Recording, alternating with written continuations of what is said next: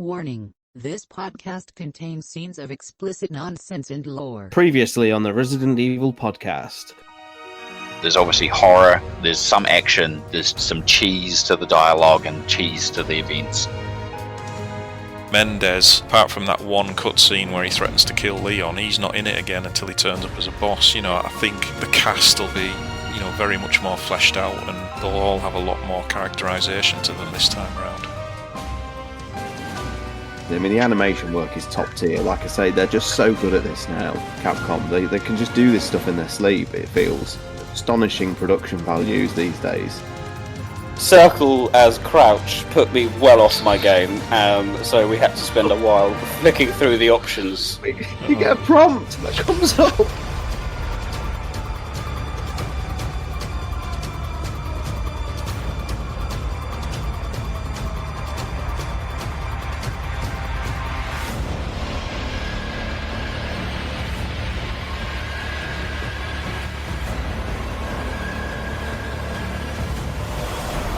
The Resident Evil Podcast.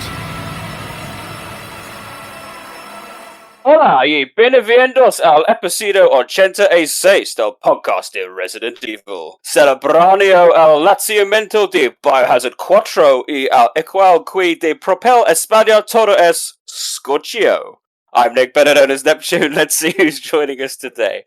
While everyone is looking for Ashley, he's looking for Amber. It's the Batman. Hello. Now a sympathetic soul with a hat, it stars Tyrant. Hello. Infecting everyone with that black liquid, it's Rombie. Hello. And no more moving statues, not under his watch, it's George Trevor. Good evening. Wow, Nick, your Welsh has improved. That was fantastic. Thank you. And apologies to all our native Spanish speakers. That was my attempt at a Spanish introduction for everyone. Coming up on today's podcast, of course, we are reviewing Capcom's latest masterpiece, at least according to IGN, Resident Evil 4 Remake. Yes, I know people have been looking forward to hearing our views. We're going to be doing a deep dive into the game. There's no news. We're just going straight into it.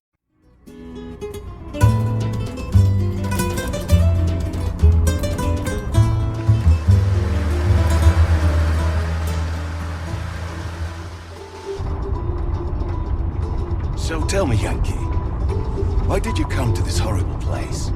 As close to nowhere that I've ever seen. Let's just say, looking for someone. That someone must be very important, huh? The chief gave the orders himself. Help him, he said. I'm sure your boys didn't come all the way out here to roast marshmallows. Maybe you did. You have a strange sense of humor. I'm gonna let you in on a little secret. Just between us. A lot of people have gone missing around here. And it's been that way for a while now. Well then, should be just another day in the office, right? I mean, last week there was a search for some missing hikers. I'm sure you'll do your best to help me. Resident Evil 4, the remake to end all remakes. When Capcom say we do it, they bloody well do it. After the critical and commercial success of Remake 2 and 3, many had assumed that the Code Veronica remake would be next, and arguably there is some genuine justification for such an endeavour. Bringing a 32-bit fixed camera angle into the 3D era, adjusting classic locales into 4K beauty. But was there ever a clamouring for a remake of 4? A game that can still be played on the current generation of consoles. A game that, for all intent purposes, is the jewel in the Resident Evil crown. A game universally beloved by the gaming industry, and equally within the Resident Evil fandom too. Could Capcom strike gold again, and what undoubtedly would be the riskiest remake to date? We've played it, we've completed it, bar George Trevor. We've drank some black liquid, so let's get infected. Oh, so as always with our review podcast, we're starting with brief impressions from the team. I'm going to pause on mine. I think we'll start with Batman on this one. The catalyst, I think, for this, of course, with the lore implications that we've spoken in before about what could possibly go wrong, what could possibly go right with this. So, Batman, John, what do you think? What's your brief impressions of Remake 4? Where do you sit? Well, in a nutshell, I thought the game was exceptional. I really enjoyed pretty much everything about it. I think it had the right balance of remaining faithful to the original whilst switching things up to make it new and fresh. It addressed pretty much all the concerns I laid out in our preview podcast, and I just had a joyous time with it. Although the lore was changed to a certain extent, I really did appreciate the new details they added and, the new backstories provided for the Los Illuminados, the Salazar family, and Luis. I thought the new iterations of the characters, for the most part, worked well, and the enemies, like the regenerators, were just as fearsome as they were in the original game. There are, of course, elements that I preferred in the original game, and some unnecessary changes I find downright puzzling, which seems to be a fixture of these remakes, but overall, I thought Remake 4 was superb. It's a quality product. Rombie, what about you? I think I went in with the most indifference I think I've been for a remake and for the game, and so it's a bit of an odd one because the demo I'd been like, okay, yeah, it plays good. Like, I don't think I've questioned that any further, but I still was just like, does this really need a remake? Does this improve on the original? And will I enjoy it? I mean, I think from a fundamental game concept, I couldn't complain. I think from a gameplay and having fun, and I've played through it a couple of times now, and I'm like, yeah, it's a great game from a gameplay perspective. Do I think it's a game that necessarily entirely needed a remake? Still on the fence on that one. I still don't really know, and I think maybe this discussion we're having today might be the thing that helps me decide whether or not I think it is or not. But I think the improvements are definitely improvements. The things that I've cut, they're not necessarily important things, but I'm still at a bit of a quandary on whether or not it was necessary. I still feel in a lot of ways a new game in the style, much like I said about Remake 2, would be an enjoyable experience with new surprises and not too many revisits. Yeah, I think that's how I feel. Interesting. Now, George, we need to caveat, you haven't quite completed it, but what's your initial impressions? Where are you up to? What's been your preliminary assessment of this experience so far? Yeah, can I just caveat myself back at you that I am almost 20 hours in? Yes. I'm up to chapter 8, and much like Rombie, I came to this game probably the lowest I've ever been with this series. My God, my experience with this game, it's like Robin Williams in the film Hook. Just this old, embittered, cynical old man watching from the sidelines. You're all having fun with the demo. Unlike Peter Pan, I can fly again. My God, this game has reminded me how much fun and why I love the series so much. When 4 came out originally, so many of the combat sequences are just so fantastic. The way the Ganados interact with the environment around them, and the way that they interact with each other and the other enemies. I've had some of the most monumental, memorable combat sequences and experiences that I can remember in any combat-focused game. It's absolutely fantastic. I would have liked it to have been a little scarier. I mean, the only jump scare so far for me was when that tower exploded, and I jumped out my skin. But I mean, I'm George Trevor. I'm going to get a bit emotional about buildings crumbling down. But like Batman says, it does have that right combination. I say I would have liked to have been sort of scarier, but it is very sinister and very dark and gothic. But at the same time, there are kind of lighter moments as well. Let's say sort of more camper moments. And yeah, absolutely fantastic. We'll get into the nuts and bolts of it later on, but it really does smack of some very intelligent game design. It really does feel like a lot of thought was put into it. I do have some misgivings, and we'll mention them during the podcast, but very much like Resident Evil 0, the little kind of minor slip-ups I can forgive because there is just so much to enjoy and to find and to experience in the game. I absolutely hated it. I thought this was atrocious, but it was not an enjoyable experience for me in the outset. I have been on an emotional roller coaster with this movie. It feels like a movie at times, a 3-act film, and I nearly gave up the ghost so many times in this. I was playing on standard mode, which for anyone knows how I play it, that's a challenge, and this is a really, really hard game for me. So I just didn't enjoy so much of the beginning, and I was shouting and squaring. I just didn't like it, and I'll explain why. And then I don't know what it was, and I still don't really know what it was, and a bit like Rob, I think it's going to be quite useful to kind of try and pinpoint and see if I can draw out. But from the castle onwards, something clicked, and I got to a point of only wanting to play this game so I can do the podcast, to I want to play this game now, I need to carry on. And I got upset that the chapter ended because I was like, oh, I've got to go to bed now, or something like that. I just wanted to play it.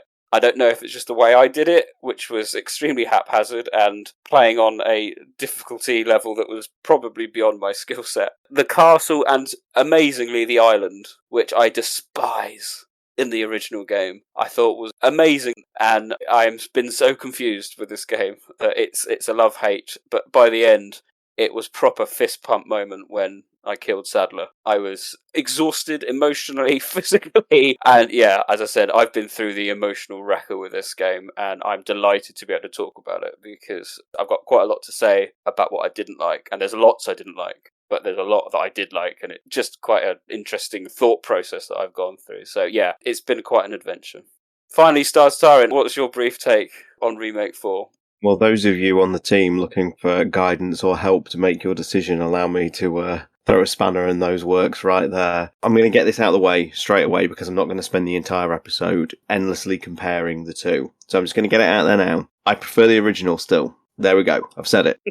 That's not to take anything away at all from this title. This title as a product is downright exceptional. It's a very, very well realised, well-told story of a classic milestone in not just the Resident Evil series, but, you know, the entire video gaming landscape as a whole. It's important, and for Capcom to have the bravery to even attempt to try and recreate what made that original experience magical was bold and, like I say, brave. Have they pulled it off? They've not reached that critical milestone this time. I think we've said in previous episodes that all this game could ever hope to achieve is just be really good and sort of live up to the original. And it has done that very, very commendably. Does it beat the original for me? No, it doesn't. And there are specific reasons why, and we'll crunch them down as we get through. But I'm not going to spend the entire episode going, oh, I just wish this did like this, like the original is. Because I don't want to distract from anything to do with the quality of this game, which is brilliant. You know, you're looking at Game of the Year material. It's that easy. This is a Capcom now that have taken everything they've learned from the last few games, even as far back really as Revelations 2, because there's a lot of Revelations 2 in this, and they've just refined it and honed it to the level where this is just, like I say, it's just effortlessly good video gaming. So yeah, it's going to be a positive one from even the likes of me, this one, with obviously the caveat, that's a big word that we've used quite a lot already, that the original is still my Resident Evil 4, because I'm very fortunate in that I have a dial in my head that automatically turns the clock back. And I know everyone's going to go, oh, that's just nostalgia speaking. It absolutely is, but I can't ignore that impulse that I have hardwired in me. And that's why I do struggle to overcome it when it comes to like remakes and things like that. But not taking away anything. This game is brilliant. It's really, really fucking good. Thank you. I think it's a perfect segue into our kind of first topic that I wanted to talk about was the general gameplay. We obviously had that kind of teaser with the demo, chainsaw demo, which once again replicated the perfect opening level, I like to call it, in Resident Evil. You mentioned about the original, and I think that's important as well, because there is that degree of expectation perhaps with this game. And I said in the introduction, will Capcom strike twice? And I think you're right. I don't think they ever could in that way, just because Resident Evil 4 not only soft rebooted the Resident Evil series and changed that series, it changed the entire gaming landscape. You know, the effects of Resident Evil 4 original are still felt today because of the decisions Mikami and his team took, back in the day. So Capcom knew they couldn't do that.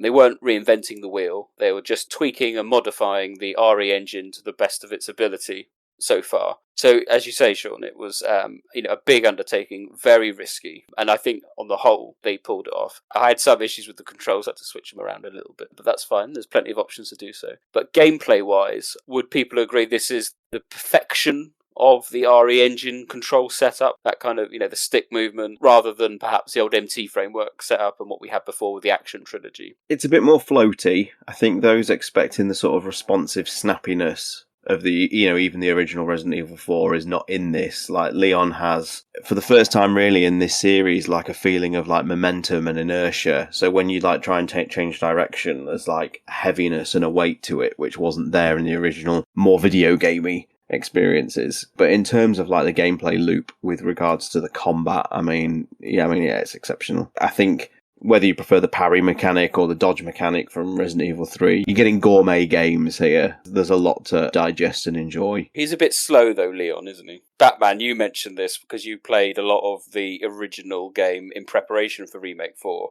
that you commented last time. You noted that the difference was quite obvious. Yeah, it felt very, very sluggish compared to the original, and even more so today. I just downloaded Mercenaries and I thought I'll have a quick 5-minute blast on it, and it just felt so slow and so unresponsive, clearly just because I'm used to the fast pace of the original. So that was a concern I had about the game going in, but obviously the more you play it, the more you get used to it, and especially, when you upgrade your weapons and you have quicker reload times and things like that, it didn't turn out to be an issue in the end. I think it's testament to the game design and the action sequences and how fantastic they are, particularly in relation to how the enemies respond and react to the environment around them, the flames, and how they, can scupper themselves on their own weaponry. And Psycho Chainsaw Baghead Men stepping on a bear trap when he's coming for me was a great moment. Yeah, you're right, Batman. You do get used to it, because that was what put me off from this game at the beginning. It was like running through treacles sometimes when Leon's running across the bridge as you leave the village. Thankfully, that's probably the worst it actually gets. But it is exceptional. Stars is right in terms of the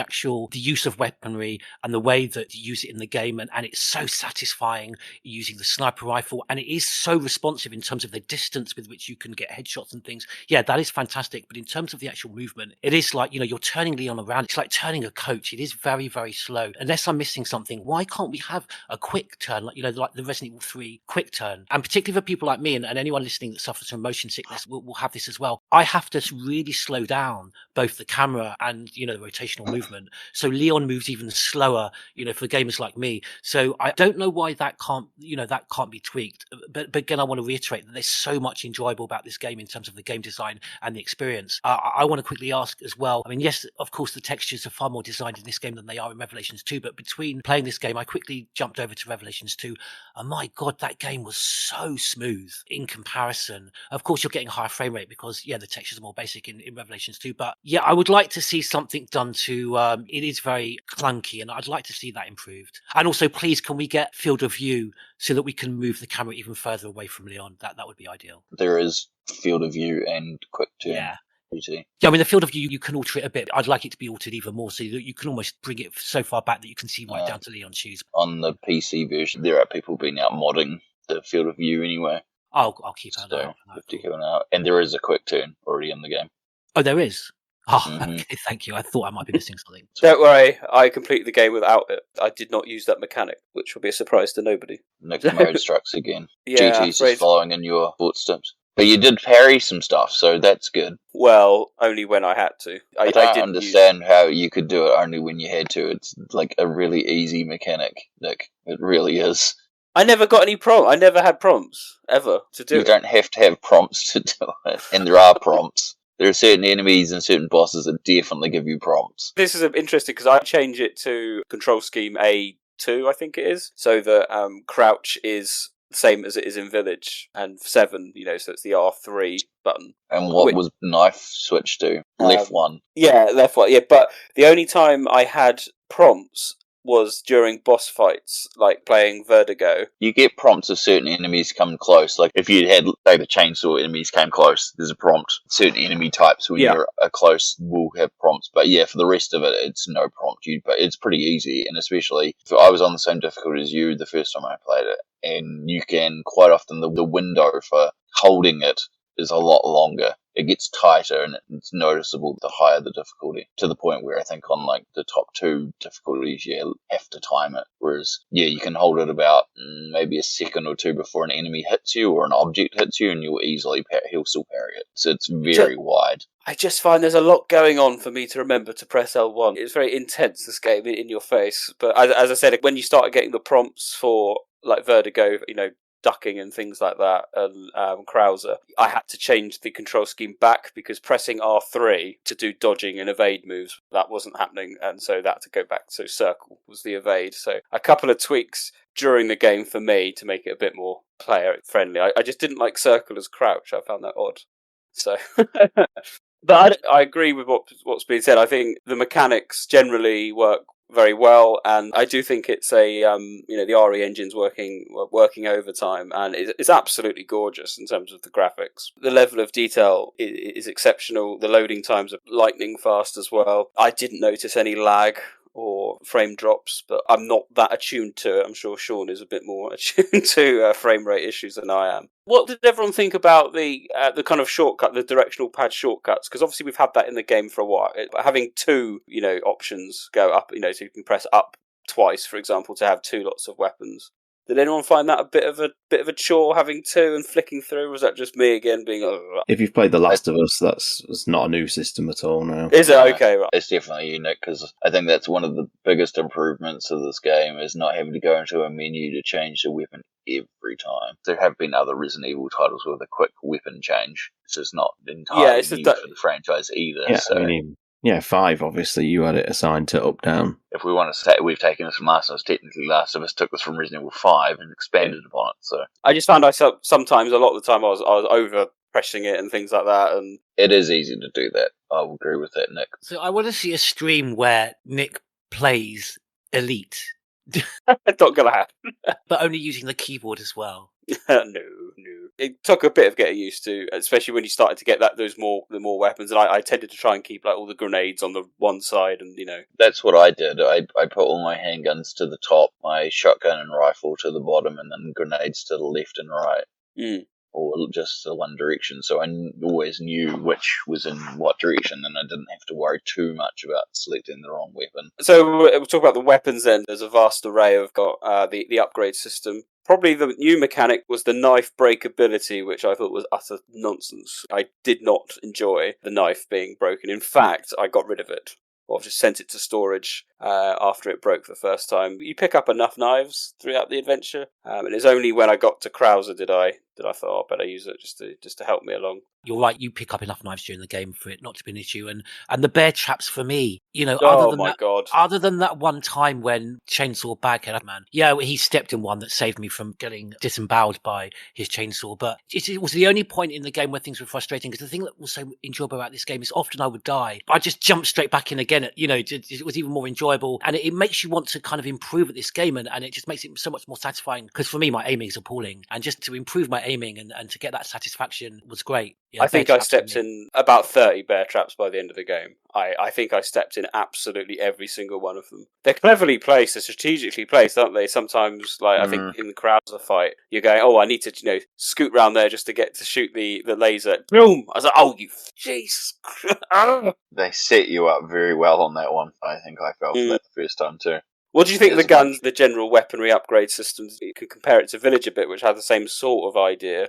Do you think it's worked better or the same? To me, personally, it felt the same as the original RE4. It's very straightforward, right down to the exclusive upgrade thing. It didn't feel drastically different. Your weapons of choice as you went through? Me, I stuck with the default handgun at first. The knife I upgraded, and then the TMP and the riot gun.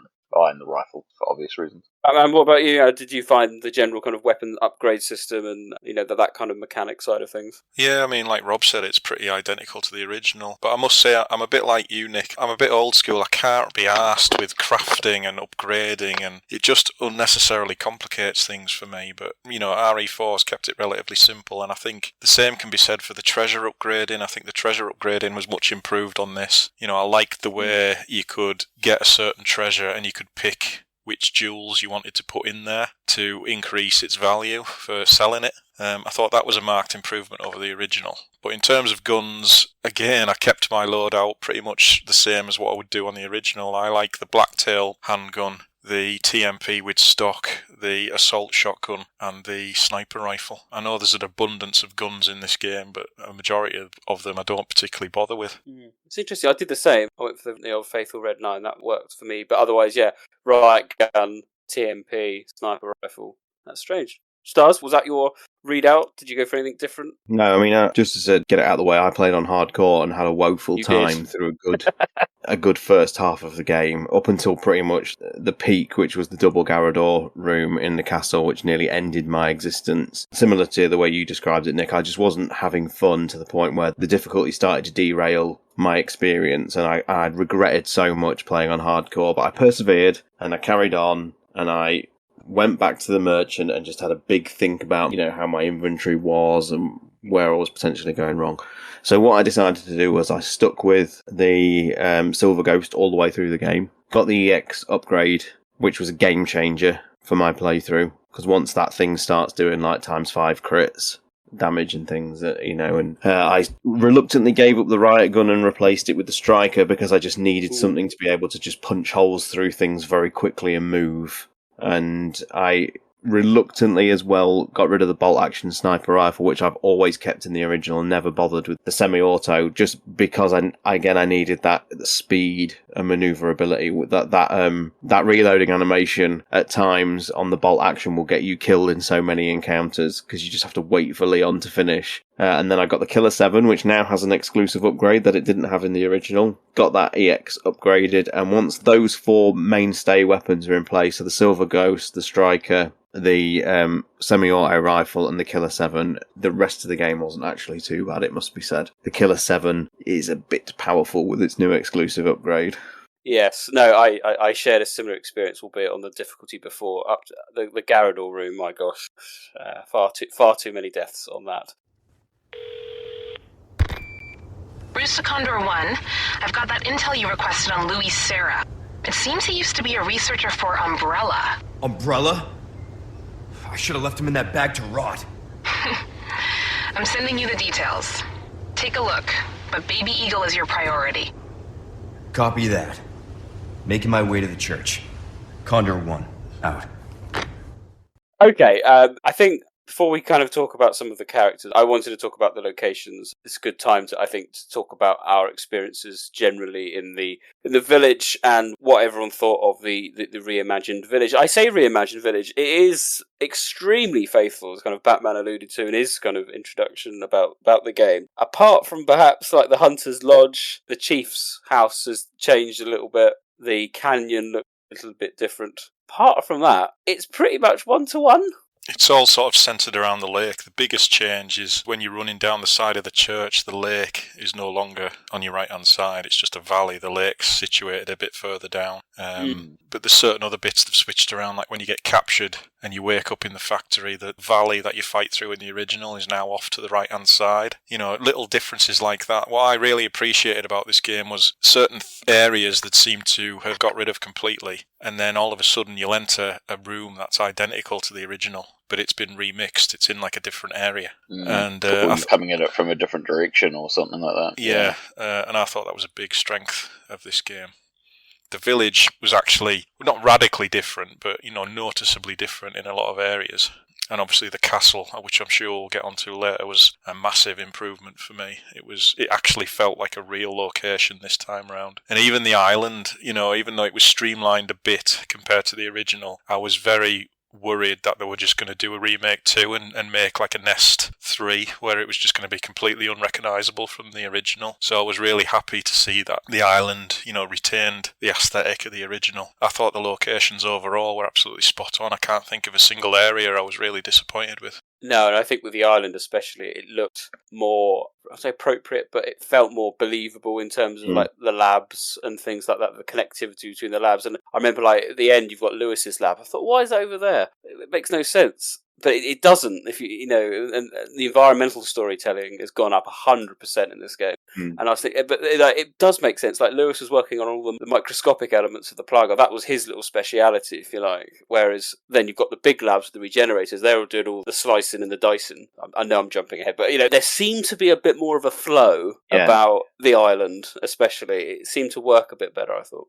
What they've managed to do, sort of expertly, is any areas where you could say it was artificially padded a little bit in the original have been very cleverly and streamlined and condensed. I mean, we've often said that Chapter 4 in the original game is the problematic one, and that's the one where you've just rescued Ashley after her section. You've got fire-breathing dragons in the castle, there's big lava chambers, there's the minecart, and it culminates in a giant stone Salazar chasing you, and then a battle up a elevator that stops working when too many people are on it. Well, they've expertly condensed like that entire chapter into a very streamlined sort of hour of gameplay now.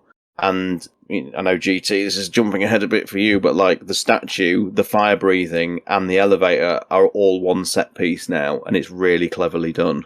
So all those elements are still there in their own way, but very cleverly remixed in a way that feels faithful to this game. It's really, really well done. The only thing is, you just sort of look back at 2 and 3 and just think, God, I wish it had that kind of care in places. Certainly in 3's point of view. It's interesting because I actually enjoyed it more than obviously 3, but even more so than 2 as well. Because I just thought the pacing was so expertly done in the sense that you had these fantastic kind of battle sequences, very specific to particular locations, very reminiscent and almost sometimes, scene by scene, identical to the original. But the exploratory moments in between those sections, are nicely paced up as well. So kind of the tension starts to build and build and build. And then when you have these, and that's why they were so enjoyable, these really heavy, tense, very immersive battle sequences, then you can just take a breather at the end of them and do a bit of exploring. And then you've got your meetings with the merchant, who I think is, I think this kind of almost sums up this game kind of, it personifies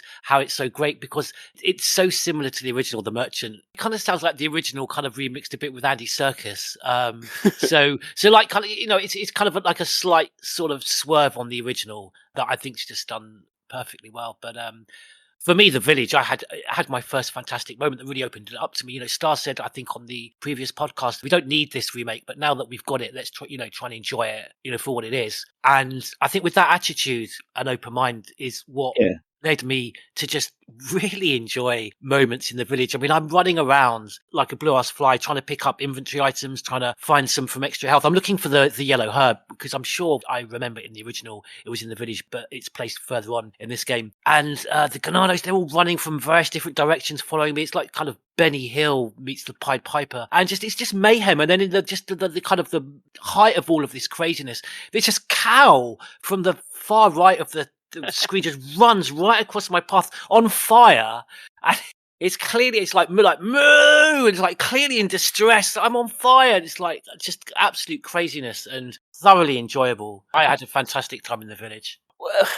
so this is the thing. I've always loved the opening level, if you want to call it that, up to the bingo line of Resident Evil 4. I think it is still the best opening level of any Resident Evil game. Up to that point, it's brilliant. And I don't know why I had different expectations, I think, after that. And I feel I was bitten by the bug again. So I think I've said before, I got bored with the original Resident Evil 4 after I got to the canyon. I was then expecting a slower paced, more survival horror-esque game. I just assumed in the original that the opening was just, this is the survival tension bit. There may be a few more of these, but most of the game's going to be that slower paced tempo. And then when I realised it wasn't, I became quite indifferent towards the game because it's not my type of game. And I don't know why, I thought it was going to be different with this. And so I got to the canyon again, albeit this time through, hunting some rats for the merchant. And I was like, what the fuck is going on? And then I got to the canyon and I couldn't believe I was having the same thoughts. I was like, it's the same bloody game. It's the same, and I've just, I was flashed back to 2005, and I thought, oh, fuck.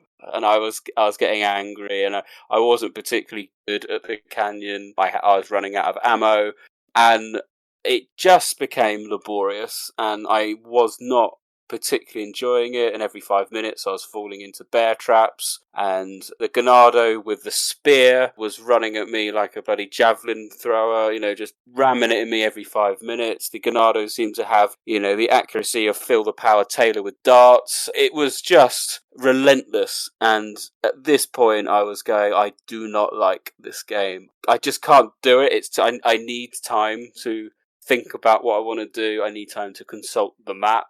I need time to plan my moves, and the game doesn't give you this time. And this isn't necessarily criticism of the remake, I will say. This is what Resident Evil 4 is all about, and I think I foolishly felt that there was going to be a bit of a difference, and there isn't really. I mean, you can pick up both games, and they more or less play in the same sort of way, albeit with slightly different mechanics. But I quickly became quite disinterested in the village part. I didn't actually enjoy a lot of it. The only part I felt was pretty good was the lake. I enjoyed going onto the lake and going around with the boat. I found that quite enjoyable, and doing some of these random side quests and just chilling out there. I enjoyed finding some of the dead hikers, I think they are, in the in some of the areas, and that environmental storytelling was really, really impressive. But yeah, you have El Gigante, and then Mendez. I don't think he was expanded upon as much. And I was speaking to you, John, and you said to me, "Oh, don't forget to go back to the Chief's house with Ashley because you go and pick up some extras, an extra couple of rooms." And I was like, "I'm not going to do it because this game is brutal. Any deviation, you're going to get picked off." And ammo, there's a lot of it, but you use a lot of it. And I don't know, I was just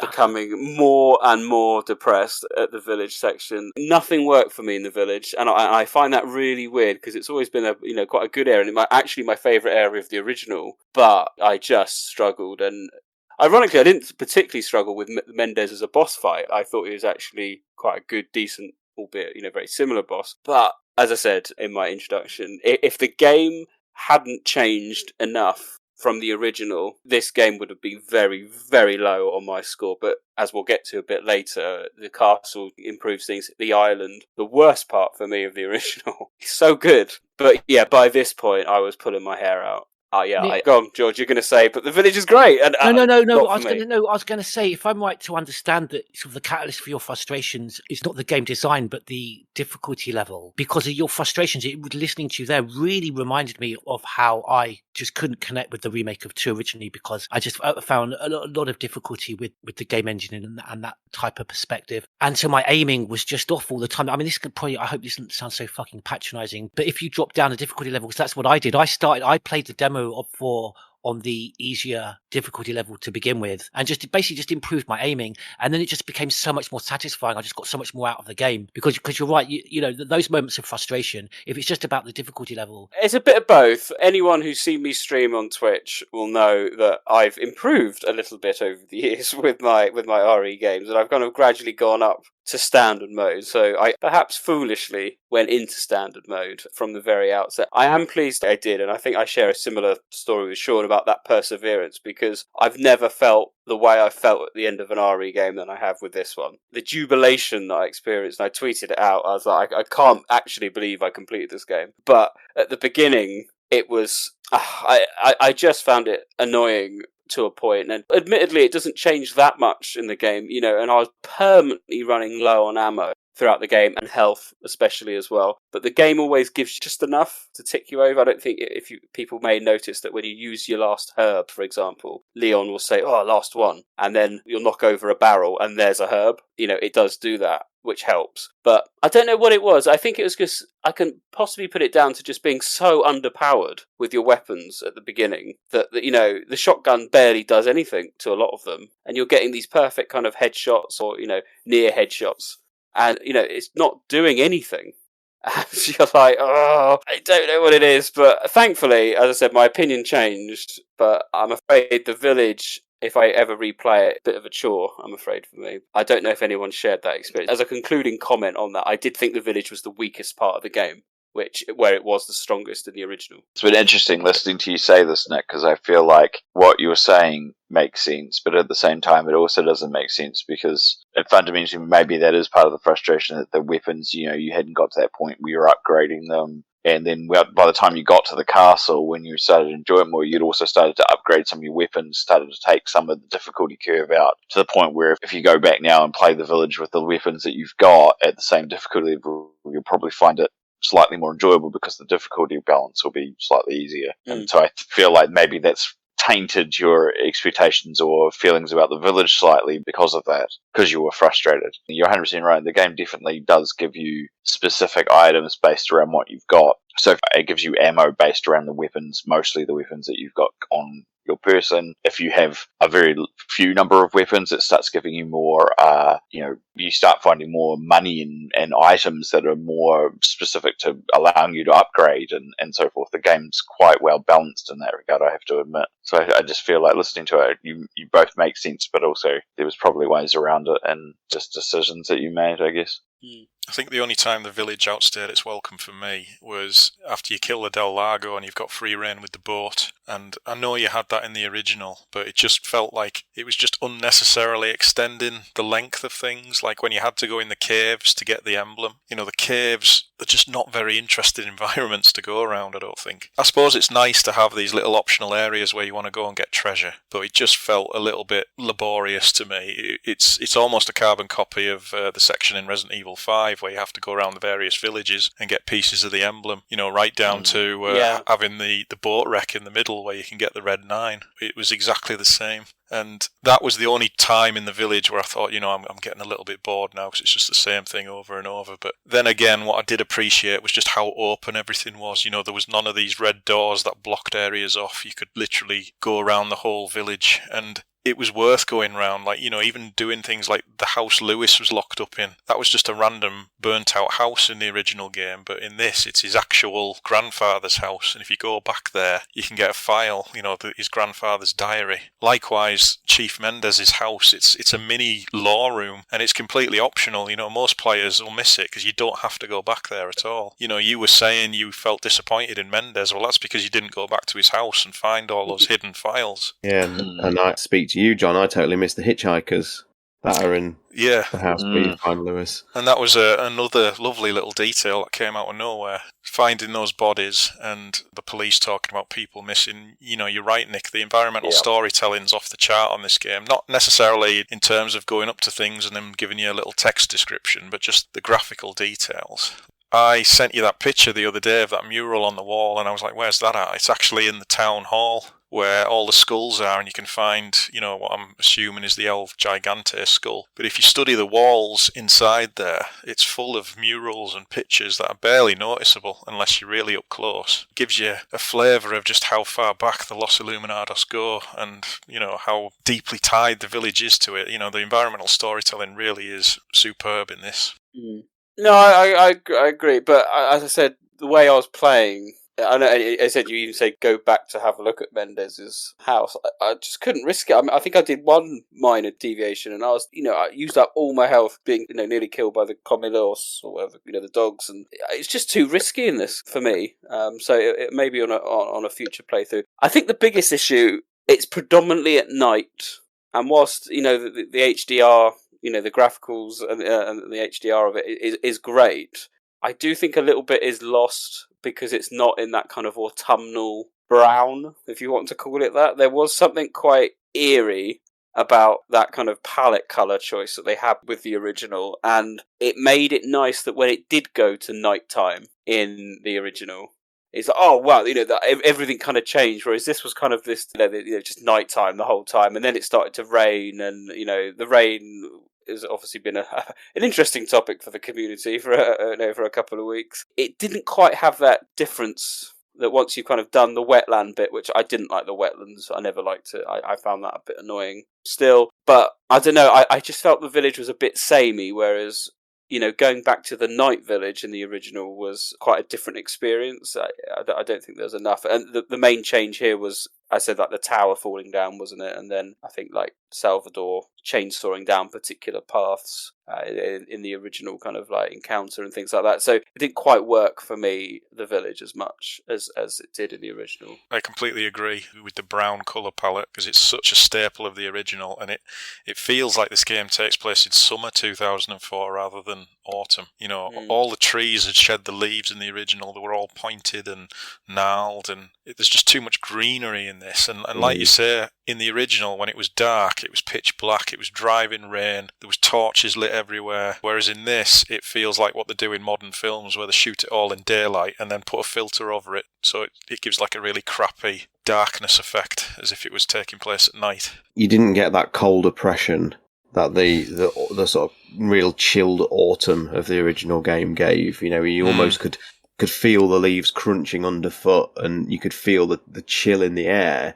The atmosphere was so strong, whereas this, certainly on like the Del Lago fight, when you actually look at like the valley around you, it all looks like really richly growing conifer trees, or someone will correct me or whatever. The landscape in the original looks sick. It looked unwell, and I think that really translated well into the sort of oppression of the village. Yeah, I do want to blame Resident Evil Village as well a bit here, because obviously it's such a new game in the series. It's the last game we kind of really played. I think Village did the Village better. I think we all kind of mentioned it in our kind of Village review that by the end of the game, you felt that the Resident Evil village was a character in itself. It evolved over time, and yes, you spend longer in that village than you do with our village in RE4's Pueblo or whatnot. But I just think Village did it better overall, and they probably weren't aiming for it because they've got bigger areas to go to in RE4, but because they're so close together in terms of release dates, there is an inevitability about its comparison, and I thought it felt a little bit flat compared to the gorgeous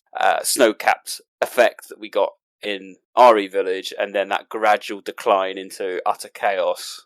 I think that worked really well, as I said, to a point where we thought the village itself was basically a character, whereas this just felt, because of that consistent approach and appearance throughout the time that you're there, it felt a little bit flat for me. Roost, I've secured Baby Eagle. Copy that. Is she okay? Affirmative. Well done, Condor 1. I'll dispatch a chopper ASAP.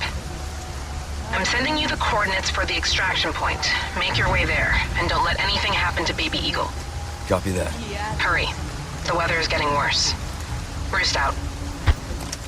Other highlights then of the village section, I've kind of dwindled a bit on my negative experiences with it. As I said, there's not a lot of difference. El Gigante was a near identical fight, really, but you got a little bit more backlore with the El Gigante, which was quite nice. A nice little fiendish file hidden actually in the room that he comes out of, the cave that he emerges from. I mean, had you guys not been talking about it, I'd never known it was there. Yeah, that was the only file I missed on my first playthrough from the village. If you're willing to take the time to explore, you can find a lot of optional things, because, as I said before, if you miss the village chief house, if you miss the El Gigante's pit, you miss out on a majority of the lore in the first third of the game. There's lots of little mini excursions. Some of them I can definitely understand, like going back for that lore room, it's kind of tough because there are extra enemies around, but then heading into the back of the cave, it's just whether or not you think about doing it after the boss fight or not.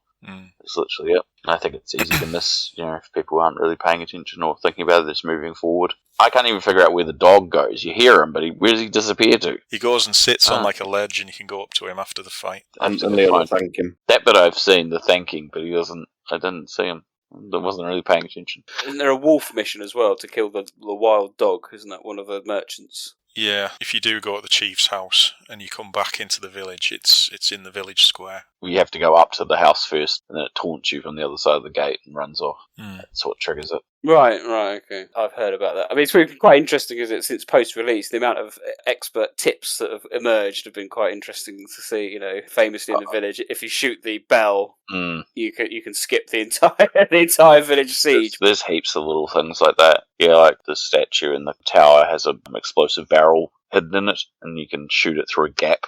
Wow. That's cool. I've not seen that one. I thought I'd seen most of the skips as well. Did you honestly not know that one? Blowing up the fire-breathing statue? Yeah. No, I didn't. I thought it was just an obstacle you had to escape from. No, if you stand below it, you can see a little gap, or as you're going upstairs, you can see a little gap in its back. And I'm going to look for that next time then. That's cool. I guess the idea is that it's got a fuel supply inside, and it's an explosive barrel, so you can shoot it and it blows up the statue, and it no longer breathes fire at you. What else is there? There's obviously the egg skip, as everyone has found out now, which is funny because it's really obviously hinted at when you think about it, but then someone actually trying it, that's so funny. I mean, players have found some illegitimate ones as well, so.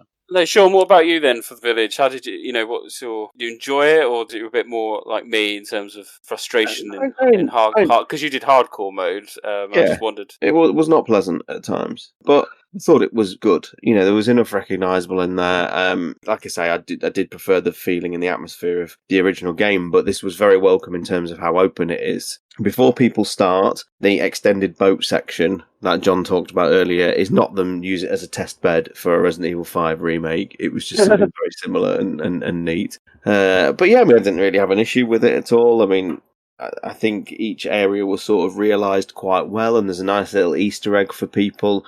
If you go behind the cabin where you get the siege later, you can actually see the gondola cable cars coming down from the hill, so I wonder if that'll be a potential location we might see if some Ada DLC comes along. Oh, really? Oh, I didn't know that. Yeah. Oh, that's quite nice. You can just see it coming down from a hill, and there's a couple of cable cars stuck on the actual cables. So that was a nice little Easter egg if you explored. There's a lot of that in the game.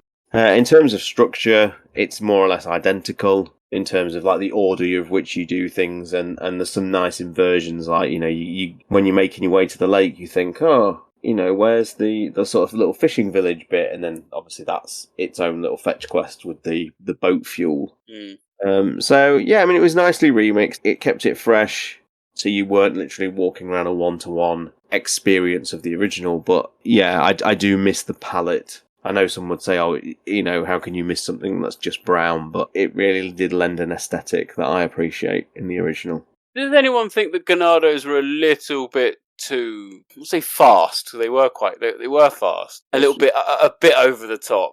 It's so hard. I don't know. It may just because I'm crap. I don't think it's that, Nick. I think it's just the fact that the original game obviously was stubborn to a fault in that they wanted to plant you when you were shooting. There was no moving, and the maneuverability was basically just a tank control. And now you've got this like new twin stick control method. You've got parrying. You've got multiple weapon slots. I think they've adjusted the enemies to match your heightened abilities that you have now, just simply through it being a more modern experience.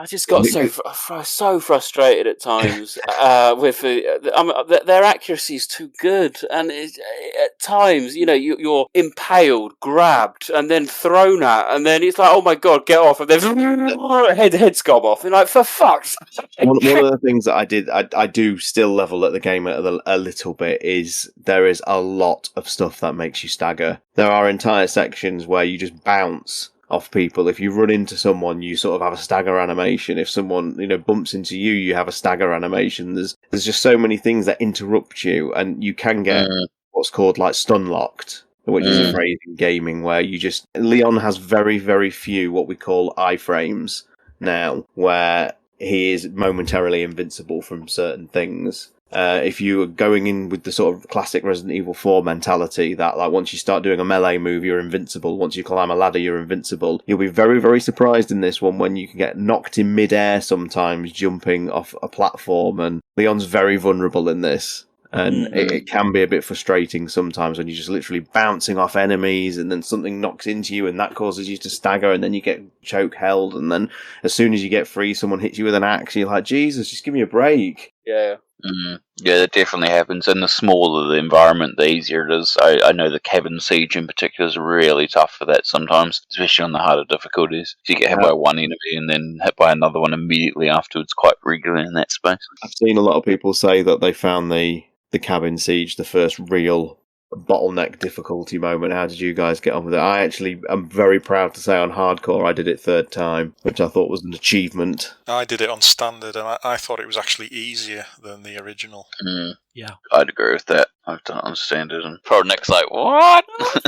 it was the cabin section in the original that was kind of the first time where I really sort of embraced this series, turning away from the slow-paced survival horror, more to an action-focused game. It was just so intense and really scary. I think you're right. The original, I don't know, it just felt like there was a lot more riding on it, whereas this kind of felt more of the same in the remake. I didn't feel particularly different. Like, it really felt like a standout sequence in the original. You know, we've had a lot of cabin sequences since Resident Evil 4, and I think Resident Evil 4 is still the best out of all of them. I found the remake version very, very difficult. I think it took 5 or 6 attempts for me. And it was mainly ammo. I don't know if it is timed in terms of how much you need to do. But... It ends when you kill the brute when he turns up. There's a certain amount of enemies you kill when the ladder drops or whatever, and then there's a certain amount that you have to kill, and then the brute turns up, and then when the brute's dead, it ends. Okay, right. Again, ammo was scarce, and I appreciated that you could just kind of run. They gave the option of you could do a circle, couldn't you? You could jump down the balcony. Yeah. That helped a lot. Yeah.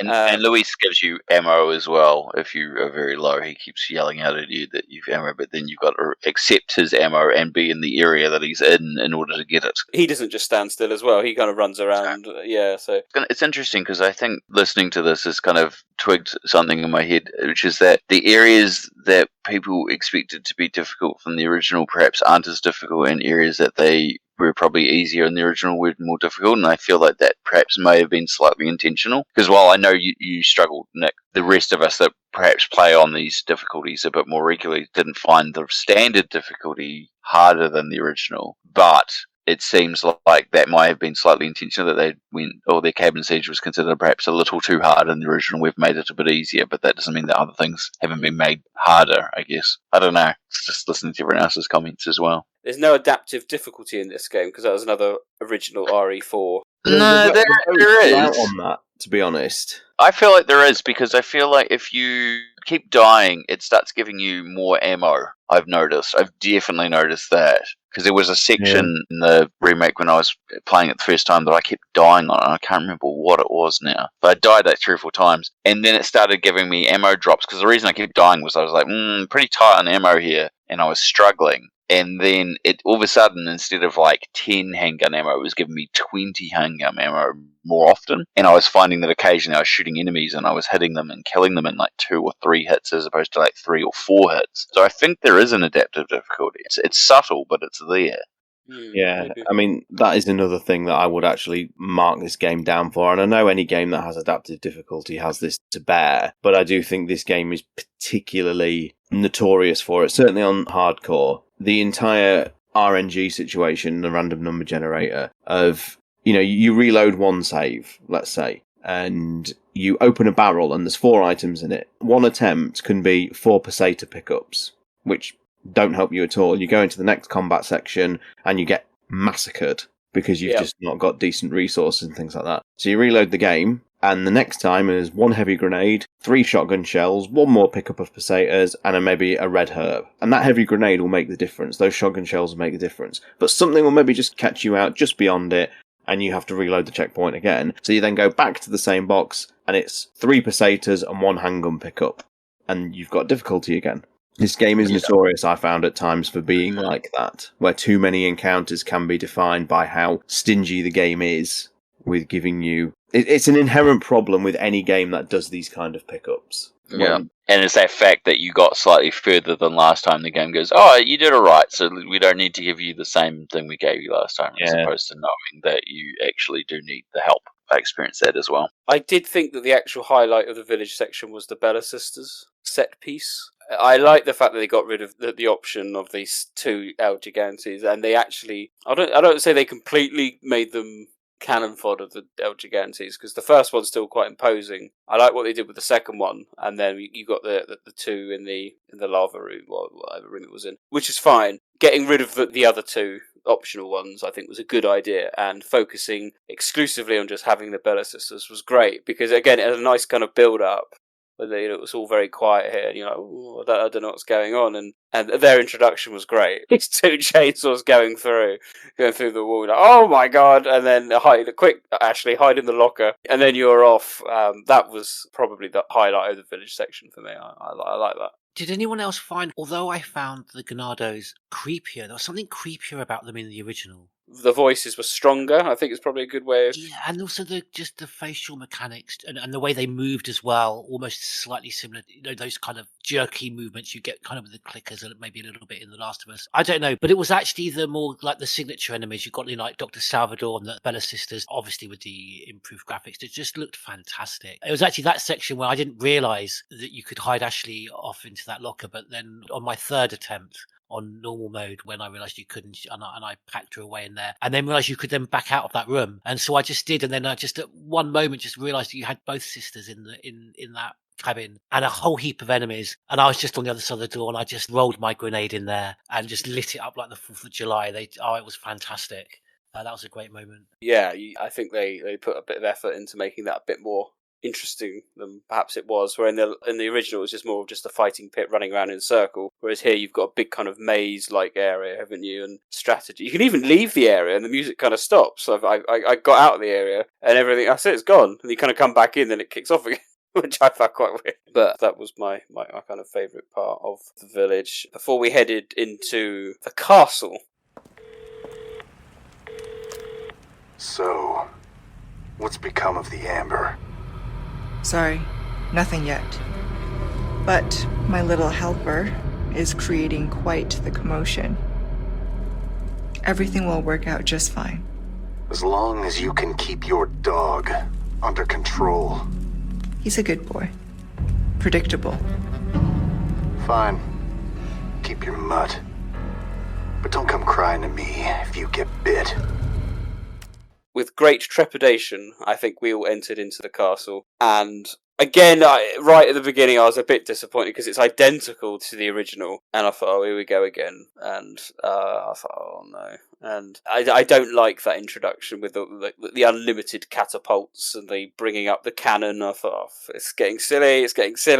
I don't like it. Thankfully, it then quickly turned into a very different beast, and we got the first kind of Garrador underground, and that was brilliant sub-boss. I thought that was immense, because that's exactly what I wanted, because I even in the last podcast I was talking about I want there to be a bit more stealth in the game, and that kind of sub-boss was really good. You could kind of, try and sneak around, trying to catch out the Garrador and taking out his, his parasite on the back. That's kind of, I think, where the intelligent game design comes through, because you've got the, initially it just looks like a set design in the environment, the hanging chains. But then you quickly realise, obviously, that's what's attracting him. Yes, to the location. Yeah. I thought that was just a clever little touch, specifically a setup for that boss battle. Yeah, it was. I think that set piece on the whole was better. Infinitely times better. Absolutely. It was just a small little room you battle him in the original, whereas this is what you would consider to be a full-on set piece, and with the stealth mechanics. And that's something we haven't really talked about yet. We've talked about the parrying and that. The stealth is really good. It's not over-reliant on it. What you often find with a lot of games that want to put a stealth system in place is that they force you into playing entire sections of it in stealth, and then they'll put in like a nonsense thing where, enemies will one-hit KO you. Resident Evil 6 did it, if you will. I was going to say, you mean like Resident Evil 6? Yeah, in the Ustanak cave, and it's not fun. There's no sense of enjoyment from that. Whereas here, stealth is just a tool that, if you utilise it quite well, will save you a little bit of enemy encounters, if you like. You don't need it. You don't need it at all. You can just go crazy. But in the Garrador fight, it pays dividends. And there is actually a trophy you can get if you just take out a Garrador using your knife, which obviously the stealth mechanics come massively in play there. I think a good example of using the stealth well is one of the early sections in the castle, which deviates heavily from the original, which is the reimagined fight where you have to take out the red cultist, which is now in a wine cellar. Like in the original, it takes place in this big sort of ballroom, and you can run upstairs and you end up chasing him round and round in circles, and got this crazy Gatling gun that comes up out of the floor, and cultists all over the place firing crossbows at you, and you haven't really got a choice. You've just got to engage them and play this game of, chase the red cultist and avoid the Gatling gun. It's just nonsense. Whereas in this, it takes place in a dark, dusty wine cellar. You can still go in all guns blazing if you want to, but if you use the stealth mechanic correctly, you can get all the way up to the red cultist without him even noticing you there. It's really quite brilliant. Yeah, I did it. Yeah. Or if you've got a sniper rifle, you can take him out from a distance. I was wondering that when I came around the corner and saw him, and the chanting leading up to that moment, because that's one of the things I loved about the original. Despite it being very combat orientated, I was trying to eke out every bit of survival horror fix I could, and just the chanting, of the monks and everything in the original. I really immersed me in that kind of gothic atmosphere, and I loved it in this. And you can hear it, and you don't know where it's coming from. And I come around the corner and I see him. I thought, this is almost going to be too easy if I could just take him out with a sniper rifle, and then loaded it up, and I was out of sniper ammo. So I wondered if you could take him out. But his chanting, did you oh my god, the voice actor that's doing that, I mean, it's really intense. Yeah, that's what I loved about this game. It wasn't kind of just like one-dimensional combat. Like Batman said, you really have to go in guns blazing. You're running around, but then you've got that chanting, and you've got Leon not hallucinating, but he's feeling the effect of the plaga, isn't he? And he's getting very disorientated. Yeah, it all adds up to some great fun. I mean, it must be said. I mean, for as much as I obviously opened with the, I prefer the original, some of the reimagined set pieces, like the wine cellar, are infinitely better than their counterparts in the original game. Even as a purist and all that, you have to concede when they've just simply reimagined something so much better. And I know a lot of people were hoping that the remake would lend itself more to a more driven horror experience, and I think the final product isn't that. But moments like the wine cellar do take a step in that direction more so than the original did, because it was nonsense that you had these cultists in this very rustic castle with miniguns and rocket launchers, whereas this is just a skulking, misty, quite oppressive. It's very good. Very, very good. Like I say, you run out of superlatives, but there are moments in this game where they have aced what they were trying to go for, and that's one of them. the castle actually feels like a real proper location now. You know, the mansion feels like a real place. The castle feels like a real place now. When you get past the hedge maze into the sort of the more posh parts where Nick would live, you know, it's really, really quite exquisite. And the rooms you go into there look absolutely gorgeous. I think the only section of the castle I missed from the original was the sewer section at the start with the Navista doors. I think that's actually quite an effective, creepy little section. So I did miss that in this version, and the Navista doors themselves were a bit dumbed down in this. But the castle and Ashley's section, I actually really like Ashley's section in the original. I think it's really quite creepy, but what they did with this in the library and the mausoleum was absolutely fantastic. It was brilliant. Yeah. Well, the Ashley section in the original, that's a throwback to the Hookman demo, isn't it? With the suits of armor. And they get another nod to that in this as well. Oh, the deer head.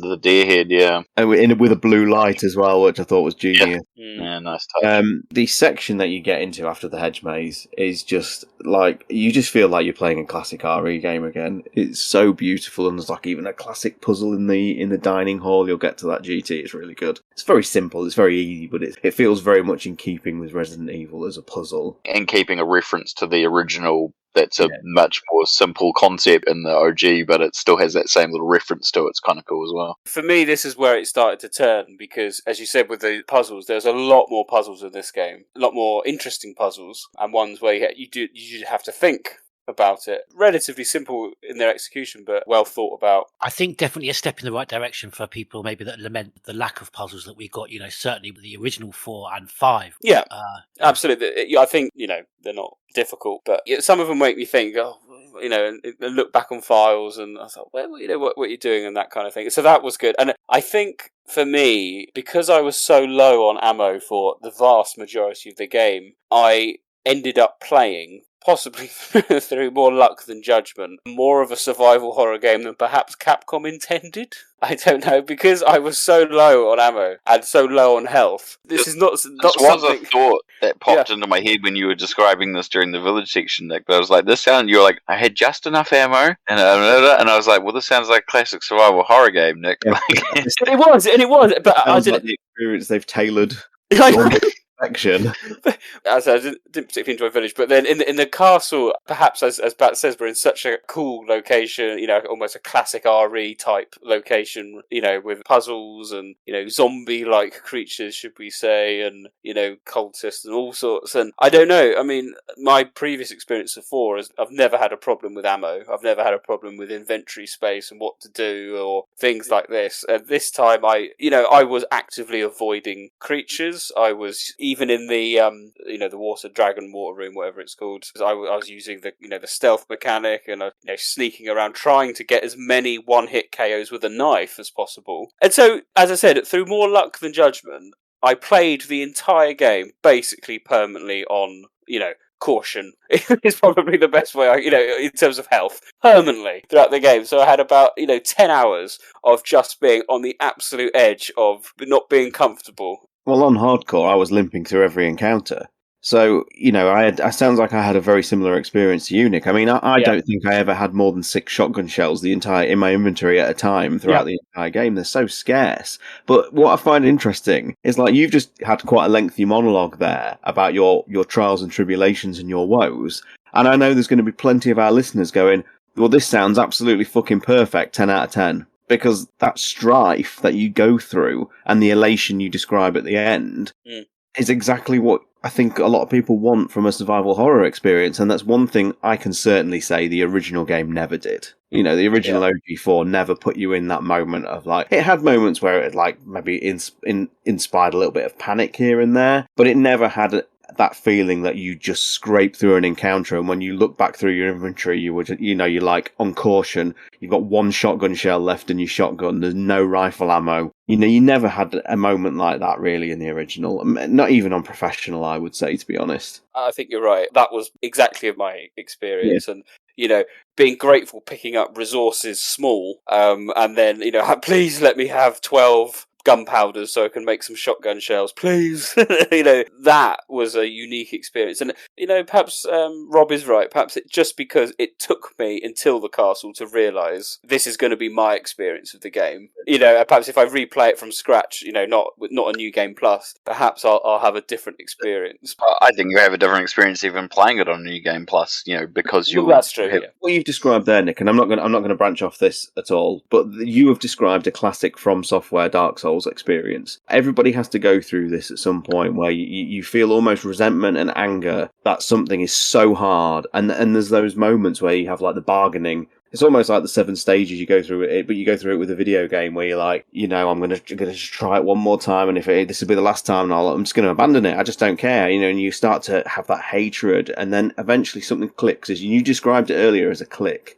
And then things just start to fall into place, and you start to realise how to beat the game through learning its mechanics, learning how upgrades work. And then by the time you get to the end, you feel like you've gone on this epic journey of voyage and discovery, and it is almost like a cathartic emotional experience. So the fact that you've had something like that from a Resident Evil game, and I in many ways had it through hardcore, although by the end it sort of gone off because it was actually a lot easier than the earlier stages. But the fact that you've had what we would consider to be a Dark Souls experience from a Resident Evil game, to me, is absolutely wonderful. Like, I think there's no higher accolade that you can give this title than what you've just described, really. It is true. It really was. As I said, by the end, it was almost jumping out of my sofa, going, yes! Because it was a journey. And I'll continue to talk about some of my experiences, as we talk more about the castle. There is one thing I do have to level against the castle. One thing that is... One giant thing? The one giant issue that I have with the castle, Rob. I like that, thank you. Yeah, what on earth were they thinking? It's just not good. I don't know how you guys felt about it, but to me, it just did not work. It felt totally out of place. I love the idea of the battlement wall. I think that as an area is cool, but having that, it was the one time where all of a sudden the game went back to feeling like it was trying to be the OG. Like, here's something really ridiculous for no reason. Yeah, definitely. It didn't help that you had loads of cultists along the battlements as well. And the parasites as well, which only make it harder. Yeah, that was quite a tough section. But yeah, having... moon doors. Yeah, the Mordor orc. Because it really was, wasn't it? Just turning up randomly. But I still prefer that to having the 2 from the village in the original. Yeah, that's fair. The Spider Plagas this time round, amazing. Jesus Christ. No. I'm arachnophobic. It didn't quite trigger my arachnophobia, but they were still amazing with the way they scurried on the walls and stuff like that. Really well done. For me, that was the one thing where they took an idea from the OG and how can we put that into a gameplay mechanic? Because they obviously still had that reference when you're in the labs with the regenerator later on, and they've got the tortured person with one attached to their back, and they had that in the original, and then they went, how can that be a newer mechanic where it actually has that sort of impact, and it really works. Piss me off a treat, these Spider Plaga. Bloody hell, they're so quick, and you can drain so much ammo on it, trying to, oh my gosh. I will say, overall they were fine, and it was a nice twist. Did anyone think that there was one too many Plaga mutations? And I'm specifically talking about the Hunter Gamma Plagas, if you want to call them that. The Ceiling Walker. I don't mind, the one that, that bursts out, the one from the original, if you want to call it that, that come out in the night. That was fine, that was, but then just having the one that kind of eats you with teeth, I was just like, do we need another one? And because they just turned up at the most annoying times, you're like, I do not need one of them. Because if you can't get your timing right, you can only really kill them if they've got their mouths open. I don't know. I don't think the game needed that Plaga. Someone didn't stockpile some flash grenades then, by the sound of it, Nicholas. But I never picked up one flash grenade in the entire game. Did you not buy the recipe, sir? No. What? No. Yeah, of course he didn't. No, why am I not surprised? Because I could only use my things for shotgun shells. That's the only thing I wanted to use them for. And flash grenades. They're like the best thing in the game. As was attuned the other day, the fact that you can skip the Garradors by having their exposed, you can literally use them to for that. It's amazing. We need to have a feature on our podcast YouTube where we manage to get someone in Capcom to sit Nick down with the developers of these games, and they're crunching through all these amazing mechanics that they're going to work out and balance the game, and Nick, he's just so nonchalant to it all. He's just like, no, I'm not going to use that. No, don't worry about that. I'm not going to use that. No. I'll only use shotgun shells. Don't worry about that. And, flash grenades, no. I'll just pick up the ones you give me, so just put more in the environment. I'll sell you these 10 flash grenades for 2 shotgun shells. But the riot gun's so good. It is good. It is. Easily. It is, but also doesn't hurt to have some flash grenades now and then. I genuinely had about 2 the entire game. Oh my god, this explains a lot, though. How long did it take you, Nick, to realise that the blue flames helped with the Armadaras? By the sounds of it, this podcast. You did stun the armour, didn't you, Nick? I got through it. As in you physically froze them with the torch, the lantern? Yes, you could use the lamp. Yes, yeah. That whole section where, Ashley throws the lamps down before you do that section is supposed to give you that big giant clue. Yeah, no, I've got that. Can we talk about the Ashley section? Right, this is not me shilling, right? So stand down, parts of the community. I don't know how Capcom keep making these type of set pieces and continuously make them so brilliantly scary, but different at the same time. We talked about House Benevento the first time, and then changing it up for Shadows of Rose, and they've just done it again with the Ashley section. It is absolutely, positively brilliant. And it was hard, it was challenging, I died many, many times, but it's all about strategy, especially when the armour's coming down the steps right at the end. You think you're kind of there, and you've got a whole other section to go, and you've got, right, what I'm going to do here, that kind of thing. I don't know how they do it. They should just make a whole game like it, because they've clearly got the skills to be able to do it. It was so good. And there's not enough libraries in games, is there? There's not. It's such a great location. I think that's, and like the mausoleum as well. It's just... Oh... Yeah. Did you do the merchant's quest with the super strong knight in the mausoleum? Not a chance. I've done on my standard run, but there was no fucking where I was going back down there. That was tough. The library was exquisite. I went back in as Leon because I think there's bound to be a file in here. It's full of books, and you take the fucking the picture down, and there's a fucking CQBR assault rifle there. Nice. It uses rifle rounds, so if you want them burning through. Yeah. Oh, but that whole section was so superlative as to describe, that sense of vulnerability and being able to, plan your moves. Do you know what I thought was a wonderfully tense mechanic? Ashley's keyring. Yeah, that was really clever. Just such a little simple thing of having like a chain, a loop with 4 keys on, and you fumbling through them. They actually managed to instill that fear of panic of like, fuck, which key is it? And just fumbling. Well, that's funny you say that. They're all engraved to match the outer key. I've realised that on my second playthrough. I realised it the first time. Also, along with the fact that you can't get hit while you're in that thing, so you can take as much time. You can still hear him stomping. Yeah, you can still hear him stomping, but you never get hit. Oh, that's disappointing. I thought I was taking the game. I don't think so. Anyway, I never did. I mean, don't quote me on that. Someone's going to be like, "No, I actually did get hit," but I was fumbling around with the keys the first time. Before I realised, I was looking at them, going, "There's got to be some pattern here." So I was looking at each of the 4 keys and looking. I was like, "Oh, okay, yeah, there's definitely a pattern," and I didn't get hit while I was doing that. So yeah, I don't think you can.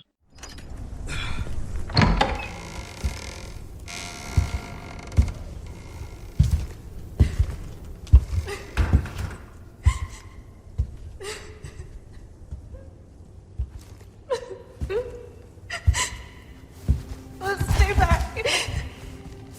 I might hurt you again. I'm so scared. When that happened, I wasn't myself anymore. I was something else. She must have been terrifying. I know. You too? It's okay to be afraid, But you can't run. You gotta keep moving forward. We will beat this. Together. I don't know if I can. You can. Just give me a heads up before you stab me next time, okay? Leon, thanks. Is this now a good opportunity to just have a brief segue into Ashley? Yes, why not? Why not? I've never had a problem with Ashley in the original game. I actually didn't mind her as a character. They went for a certain type of character, and I felt she fit that quite well and was performed, well enough. I think the reimagined Ashley is amazing. I think she's really, really fucking cool now. She's well realised, she's well acted, and she's endearing without being too much in either direction or whatever. She's just a really good character, and it's just a joy to have her in the game. Maybe this will come because I've only up to chapter 8, because I was quite surprised you saying that, Stars. Up to chapter 8, I was finding almost too, I'm pathetic, and I'm almost expected DIG to run out and her, to jump onto a chair and start, lifting up her skirt and screaming. She just seemed so rather pathetic and meek. No, and she comes into her own in the castle. Okay, yeah. Big moments. That's what makes her good in this game. She starts out very similar. She's quite panicky. She's quite frightened. But then she does more in this.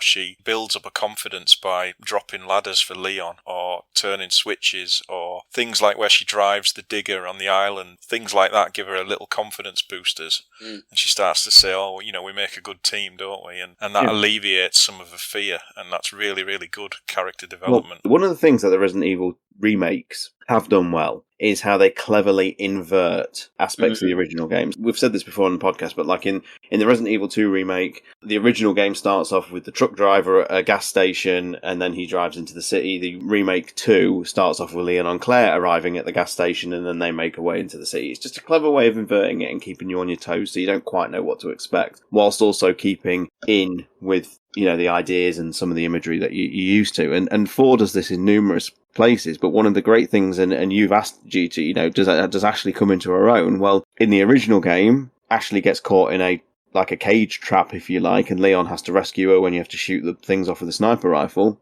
But in this game, it's Leon that gets captured in the cage trap or whatever, and Ashley rescues him. Brilliant. It's a really clever way of inverting it, and it does wonders for her character and confidence. It does, absolutely. She has her own little mini arc. I said by the end, as you said, John, very confident. We're a good team. We're going to plough on. And she even says she wants to, if she could become an agent at the end like Leon, She ain't fucking taking Sherry's thunder, thank you. Interesting about the cage bit, something I wanted to quickly talk about the Garrador. I think in the OG, they liked, say, El Gigante, so they just chucked him in far too many times. They liked the Garrador, so just that too many fight.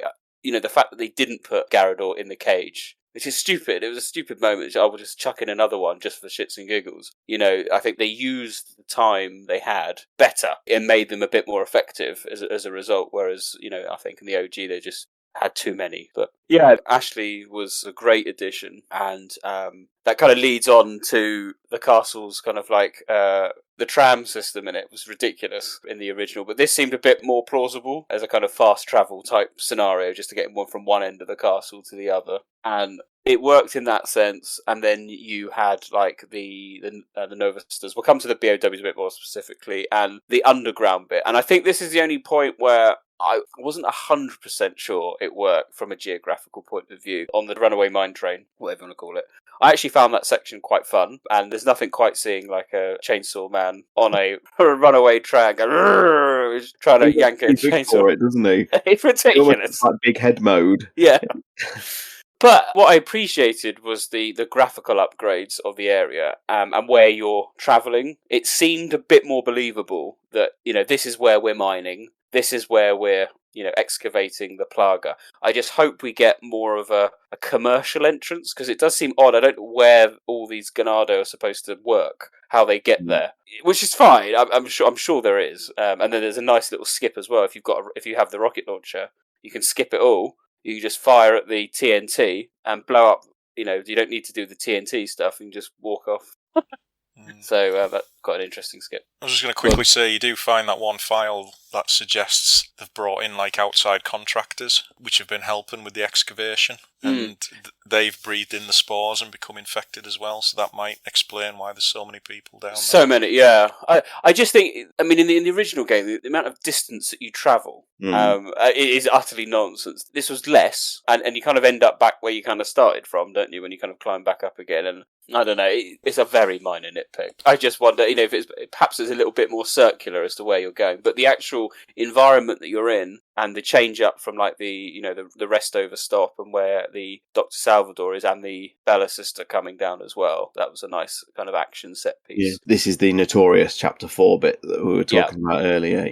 I think the minecart section is a great set piece now. It's really fun, and that's what it needed to be. And just a quick aside, John lamented the fact that the Novistadors sewers set piece isn't in the game, and I too can't believe it was omitted. But they do kind of reimagine it a little bit in the first section when you fall through Salazar's pit trap.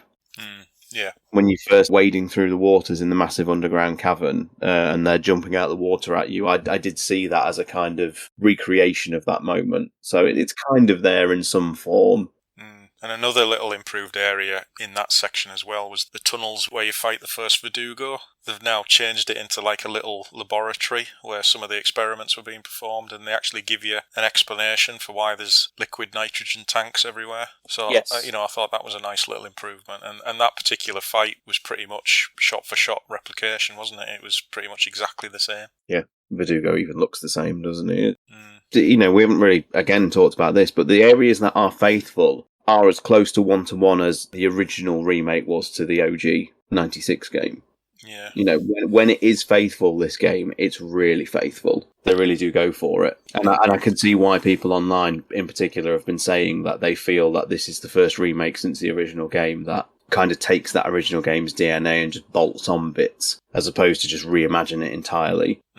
Another good example of that is probably the most infamous area in the original castle, which is the Hall of Water. And the area after that where you have to guard Ashley as she runs around turning the cranks. That was really well reimagined in this, and it was still a challenge, but I think they improved it by adding, a second floor, and it wasn't anywhere near as frustrating as the original game. Agreed, yeah. And no lava, thank Christ for that. How many attempts was the water room for you guys? Because on hardcore, it did take me a few. I think I did it first time, but I was only playing on standard. I was playing on standard too, yeah. It was challenging, but nowhere near as difficult as the original game. Yeah, I'd agree with that. I think I might have died once, stupidly, by getting hit by an arrow from distance. Because there's one archer that's in an archway by the entrance that's only you can't reach. I think they're just in their own little area, and you can shoot them, but you can't get up to where they are. And I think what really helped the castle as a whole is, correct me if I'm wrong here, but I think the only area where there was respawning enemies, where they would randomly drop through the ceiling, was the dual Garador fight. In the original game, there was all sorts of areas where cultists would randomly come out of holes in the ceiling or, respawn if you left the room. They seem to really have dialed back on that in the remake, which I was really appreciative of. From memory, I think the water room has an endless amount until you leave. The room that you describe, I think the Novistadors in the ballroom, the crumbled ballroom. Yeah. I think they're continuous. But yeah, there isn't many, to be honest, and the game is all the better for it. I mean, in fact, there were so many times I was expecting it in the village that I was almost surprised when the enemy stopped. The area after the cabin, it's quite a narrow section, and there's some Ganados high up, and they throw Molotov cocktails down at you, and there's one brute and a few people, and it's a very thin, like a corridor, if you will, but it's outside in the rain. That took me a few attempts because I was trying to rush through it, because I was just thinking it was going to be an area that had endless respawning enemies, and I just was dying so many times that in the end I just tried to take it slow and methodical, and eventually I just sort of cleared the area, and then there was no more. I just was able to just walk through it. That's the area where the El Gigante was in the original, wasn't it? Yeah. And then you get, I suppose, in the castle climax is the area with the... I was fearing the worst with this statue. I thought, they wouldn't, would they? I suddenly had a flashback of... I think you said, John, in the last podcast that we're probably going to have the giant statue just wandering around the castle firing laser beams out of it. It's like, I know. I was like, oh god, it's going to... me. Yeah, I was going to come, isn't it? But I was pleasantly surprised that it didn't. It was like Capcom knows that it was ridiculous. They thought, well, I tell you what, we'll put it in, but it's not finished, if you know what I mean. So it looks like we're not quite at the point where Leon gets to it in the original, so we'll just have it kind of being built by the Ganados, and we'll chuck it's in not some nearly fire. as big. Yeah. But I remember that elevator being a lot later in the game, but I think I remember saying at the time it was so much happens in such a short period of time, that condensed thing, it was very full on. And it just worked that little bit better. The lift scene, and again, you tactically had to stop and think. With all the big boulders kind of falling down the stairs, and trying to plan that better, and then trying to sneak round the not to get flamed on and things like that. It worked a little bit better. The only thing I would say was when you get to the end of that point and you meet the merchant, he says, be careful about going on. You might want to tidy up some loose errands. Which is what he says at the end of every section. If you visit him the first time before the end of the village, before the siege. Right. Where that first wooden cog puzzle was, underneath that, he just randomly adds a new workstation under there when on your way back through the village, for example. And if you visit him there, he says the same thing. It's like at the end of each section, it's programmed. But yeah, the one at that point makes no sense because you can't go back down. Well, this is the thing. I thought, that's okay. I was checking my stats, and I thought, I could probably do a couple of his little tasks. I might be able to, see where I can go back. And I definitely missed something. I thought, I'll go back. And then I went back in, and you can't go back down on the lift. I thought, well, that's pointless. So I can't do any errands. Yeah, you have to do it before you enter the clock tower. You can literally explore the whole of the castle, I think, because there's another optional law room. It's the throne room where Leon gets thrown down the pit. And you also get to throw an egg. Technically, you can enter the clock tower, you just can't go up the lift. So that's as far as you can go. If you go as far as there, then you can go back from there. But if you start the lift, that's it. You can't go back. It's weird that they didn't have the merchant say that at the visit before you go across to the clock tower. There's the one on the other side of it's like a elevated funicular bridge, the car going across, basically. There's one in that room, obviously, and it's amazing he doesn't say it there. If you've got any other errands to do, this would be the time to do it, because that would make much more sense. But I do like the way this game encourages exploration, because a significant amount of the files are in completely optional areas that you don't need to go back to. There's another one, you almost have to go back right to the start of the castle. It's near the wine cellar, and you need Ashley with you, because you have to give her a boost so she can unlock the door from the other side. But there's a file in there that gives you the complete timeline of the Salazars, which was really good. What's the name of the suits of armour with a plugger inside them? If you do that early enough, that's like the first time you encounter one of them. Yeah, the Almadari, yeah. Well, I assumed the Magnum was in there, but I don't think it is. No, it's not. I think it's just another treasure in that file. That's actually a really good moment for Ashley too. She goes, "Wow, that must be worth a lot." And then when you go past the next merchant, she's like, "Are you going to sell it?" Yeah. That got me chuckling quite a bit. Yes, well, there's a reimagined part where you do get the Magnum in the original game, didn't you? Correct, on the outside with Ashley, on the outside wall. Yeah, talking of that, the only thing I haven't talked about is the hedge maze with Ashley. I thought that was quite tough, actually, because I still think it was easier than the original. I still think it was slightly easier than the original, but maybe it's just me. I wonder if part of that is because I don't think the Colmeos are anywhere near as formidable in the remake as what they are in the original game. Well, this is interesting because I found them really tough in the village, but then, as I said, with the improvements of your guns, they only take a couple of handgun bullets, I think, by the time you get to that part. But there's so many of them, and they're running very fast. Not all of them attack you as well, which I thought was a nice touch. So you can walk around, and then you just see one jump through the hedges, and you think, "Ooh!" and then it's gone. And then you don't know when it's going to appear again. It's quite a clever little moment, planning it well to make sure Ashley's safe when she's doing her little bit and things like that. I enjoyed it, but I thought it was quite tough. It took me a couple of attempts actually just to strategize. I don't mind dying where I mess up, if you know what I mean, as long as you can learn from it. And this is the thing I found. I didn't ever think the game was particularly unfair, bar the double Garrador room. 15 attempts that took me. 15. Rob, you had to step in and help with some tips. But my God, that was tough. But other than that, where I died, it was down more to do with my, perhaps, I shouldn't have done that,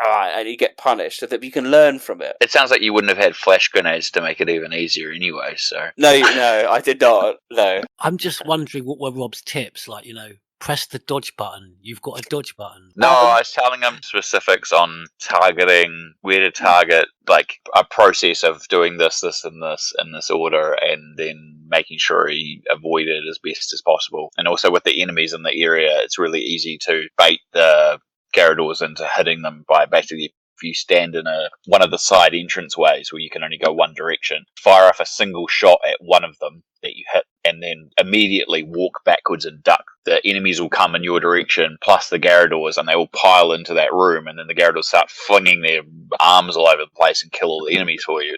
And you can just rinse, repeat it, and it's a lot easier to get rid of enemies at that rate. Well, I think that was the game changer. I didn't realise if you ducked, you didn't get hit. No. You can still get hit occasionally if you don't time it right, but generally if you duck, and you can, which makes them infinitely much more easier to deal with in this version. The fact that you can duck, that is a game changer for how you approach them, because you can sneak up behind them a lot easier, and then you can immediately, Leon automatically backs off after the stabbing animation, but then if you immediately duck and start walking backwards again, you can just stay quiet and sneak around pretty much easily. There's a trophy for killing one with a knife. As long as you've got the knife ammunition, for lack of a better term, to deal with it, you're fine. But usually also what I found is that the game in that area tends to give you more knives out of the boxes. If you break a knife and then smash a box or a vase open, you tend to find a knife is in one of them, or that an enemy drops a knife. So again, the game kind of tries to help you as best it can. The castle section, of course, finishes with the boss fight. Salazar boss fight is quite a new one. It's probably the most reimagined boss fight I think there is in the entire game. It's certainly very different from the original. And before we talk about it, though, I just want to make a little segue and say how incredible the soundtrack is for this game. Without a shadow of a doubt, the best OST of the RE Engine era. And I say that in the sense that I love RE7's soundtrack for its effectiveness, because when it kicks off, it kicks off. But in terms of RE4's got more of a classical RE in that, different music, different areas, that type of thing. It is brilliant. And the Salazar boss fight has got to be one of the best tracks they've ever pulled out. It is, I don't know, it's just so epic. I completely agree with you. And as someone who hasn't enjoyed the faster paced, I've always liked the really atmospheric, slow, haunting, melancholy tracks. For example, in Resident Evil 0, which for me has one of the best sound designs across the entire series, I really didn't enjoy the two tracks you get in 0 when you're Billy trying to find Rebecca, and the very fast paced ones that try to inject a lot of tension and immediacy into the gameplay. But you're right, Nick. I thought in this game, absolutely fantastic. The boss battle before this, the Mendes battle, I thought looked spectacular with the fire surrounding you. But the track that's playing during that battle, I would echo everything you've said about, I haven't got to this one yet, but in that battle, the track was absolutely fantastic. But I've got to say, I do miss those areas where you have signature tracks for particular rooms. I did miss that we don't have that. I understand this kind of chapter episodic kind of environment sections, it's quite maybe difficult to kind of have that where you're not just maybe kind of walking into rooms with fixed camera angles where you're going to stay in that one small location for a longer period of time, but at least have them where you see a typewriter. Can't we have that wonderful save room music? I know it plays when it plays when you're saving the game, but it doesn't play when you go into the there are rooms where you walk into these rooms and you've got the candle light and it's so atmospheric, and you've got a little desk with files and letters on, and you've got the typewriter there, and it's complete silence. Yeah, I mean, if you have the classic soundtrack DLC, Nick, the RE4 save room music does play in those areas. It's definitely well worth switching on, although I will say, I think for this, I will have it off, because I do think the soundtrack for Remake 4 is spectacular. And then I know you're talking about the Salazar fight, Nick, but the dual El Gigante fight, I just don't even know where that piece of music came from in Capcom. It is just, my God. It is up there with, it sounds like something out of Bloodborne or whatever. It's huge, bombastic, orchestral thing. Capcom are just industry leaders with their music. They really are, I think. I know we've lamented some of the lack of music in the Remake RE Engine era, but my God, when they do put a track in there, it's worth the wait at times. And like you say, the Salazar fight, it's just ridiculous. Yeah, it's on a different level to most things we've heard in recent years. I'd put it on par with I think the ship theme from RE7 when it all starts going to pot on the ship in RE7, and that's only effective because it's been so quiet at the beginning, and then that works so well. Village, Village has got some great tunes, really good tunes, but you just don't always hear it enough. Whereas this is the build up to it all, brilliant. And also the I think the El Gigante fight generally in the village was also pretty good with the theme tune as well. But yeah, in terms of the actual Salazar boss fight, I thought that was an inventive, approach from a lore point of view. Instead of merging with the Queen Plaga, we've now got, just him mutating himself. We will do probably a bit more chat about the lore. We'll do some today, but I think we're going to have a bit of a lore chat in a future podcast. A very, very deep dive. But I thought this worked a little bit better. A tough boss fight as well. I know you can kill him with the egg relatively easily, but I thought this was a really good test, of your resources, and wouldn't surprise people now I scraped through at the end. Like you said, it was different, but it was similar at the same time. Like, he still has that one hit kill when his mouth extends and comes out, like it does in the original. What I really liked about that, other than the rather excellent scene where Leon is just like, fuck this, stop talking, and shoots him in the head, that was brilliant. But what I liked was, when he does mutate and the fight starts, he starts reciting lines from the old script, directly ripped from the codec conversations he used to have with him in the original game about, you're just nothing but an extra in my script and all that crap. I thought that was a nice little touch. He just goes on and on, doesn't he? It's like, you by the end, you are going, shut the fuck up, but that's the whole point. Yeah, I mean, that's all he did in the original. Yeah. If you wanted one of the areas where, and I said I wasn't going to do this much, but this is as good as time as any, one of the areas where I do feel the OG surpasses the remake is in the villains. I do think the more grounded take actually harms them. Yeah, they're more believable, for sure, and they probably fit the tone that this game goes for better, but I think they're far less memorable. I know they were almost pantomime villains in the original, certainly with the back and forth over the radio, when they jack the line and all that, Mr. Scott. But they're way more memorable than the original. I came away from my experiences in this game, and I feel the same about Sadler later, that they're just kind of dull. Like, there's a sense of humour and a charm to Salazar and Sadler in the original that I felt was lacking from their characters, and it wasn't replaced by anything meaty or meaningful. They just kind of exist, and then they turn into a monster and Leon kills them. And that's kind of their arc, whereas they didn't have an arc as such in the original, but they were definitely more memorable in their nonsense and silliness. And I know some people are probably groaning, going, well, fucking hell, it's a Resident Evil game, it's a survival horror, I don't want these wisecrackers over the radio. But if you think of the original game as more of like a James Bond mission with larger-than-life villains, then this remake, which goes for a much darker tone, doesn't give the villains anything in replacement of that. And so I think they do kind of get just forgotten about a little bit. I think some interesting points to lead on to. I agree with what you're saying completely, but I actually do applaud the decision that they removed these codec conversations. I do agree. It totally derailed the original. They were so strange. Tricky. It's a tricky one to define because they don't do anything wrong in this game with the villains. I just think they're less memorable. And a lot of that is down to just the banter and the silliness, which, again, I know a lot of people don't like, but it is what it is. You look like you've got something to say. I have something to ask you, but I don't think I'll get a straight answer. Raccoon City. After the incident, the world changed. You try to save one person, 100 others die. I guess I changed too. You? Leon S. Kennedy. You haven't changed. You just think you have. So here's my question. Have you changed, Ada? Or are you just trying to use me again? What do you think? We're here. Don't think too hard, handsome.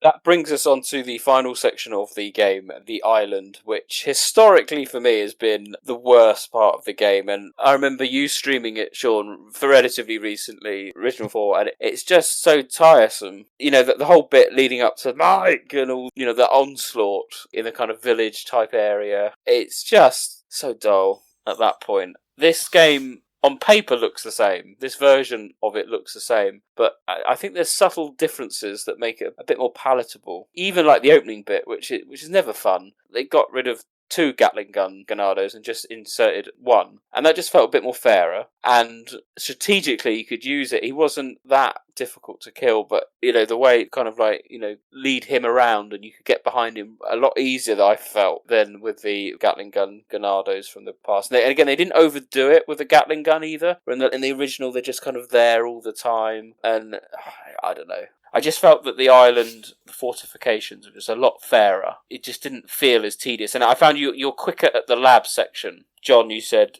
possibly a little bit, not straightforward, but kind of linear in that sense. But I just felt it didn't overstay its welcome. And I think this has been the biggest takeaway I found. Nothing overstayed its welcome. Whereas in the original, the Garradors probably did a bit, and the El Gigantes did, and lots of ideas were used over and over again just to go, oh, you like that, we'll do some more. Whereas this seemingly kept it fresh throughout the game. For me, that's how I felt. Nothing ever really got boring. So by the time you kind of thought, oh my god, I'm getting to grips with, how the Ganados and the island are reacting and their strategies with electric attacks. And suddenly you're in the labs and the game then just totally transforms yet again. I just find that it was much more palatable and accessible, the island. I wondered what they were going to do with it, really, because I'd got to I think you killed Salazar at the end of chapter 12, and I'm thinking, well, I know there's only 16 chapters, and we're not even at the island yet, but it's actually quite expanded and streamlined in very neat ways, and all the very memorable enemy encounters are still there. I thought the island was excellent. So relieved that it wasn't El Nesto.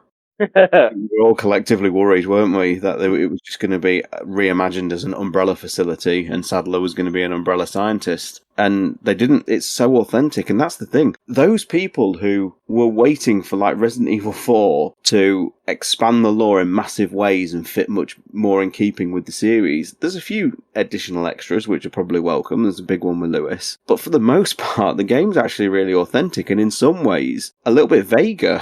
Almost. I think the people who really want that are hungry for the lore to be fixed, I say in inverted commas, with this game, will come away a little bit disappointed, because it doesn't really do much more other than the occasional nice reference like Javier, although Javier's not the same now. That ain't the same. I don't know what version of Operation Javier Krauser was playing, because that ain't the one I was playing in Dark Side Chronicles. Whilst you don't get, big clanger moments like Umbrella stock prices crashing, you don't get anything at all in replacement. So arguably, that it's kind of vaguer in places. It could leave it more open for people to interpret their own lore, but it's an interesting game. It's going to be fascinating to hear you dissect parts of this, John. It really is.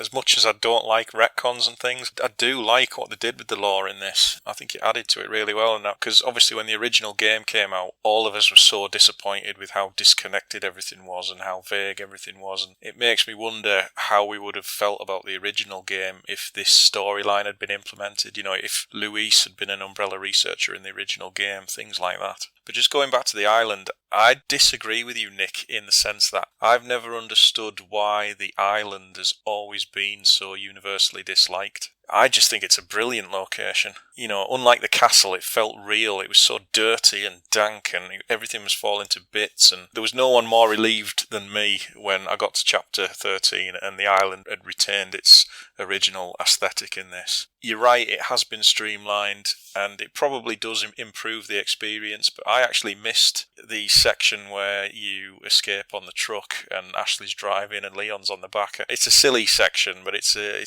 section I found really fun in the original game, so I was disappointed that wasn't there. I'm surprised so many people have been complaining about the laser corridor that was cut, because that was such a stupid part of the original game. And that whole section, because that leads into Sadler's throne room, and then there's that hidden lift that for some reason takes you underground where you fight the U3, and obviously none of that's there in this game. Again, it was like the castle, they got rid of the sillier parts which didn't really work, and that's what improves it. But the island, there was nothing wrong with it, but because I was such a big fan of the original, I was a bit disappointed by it. It's interesting.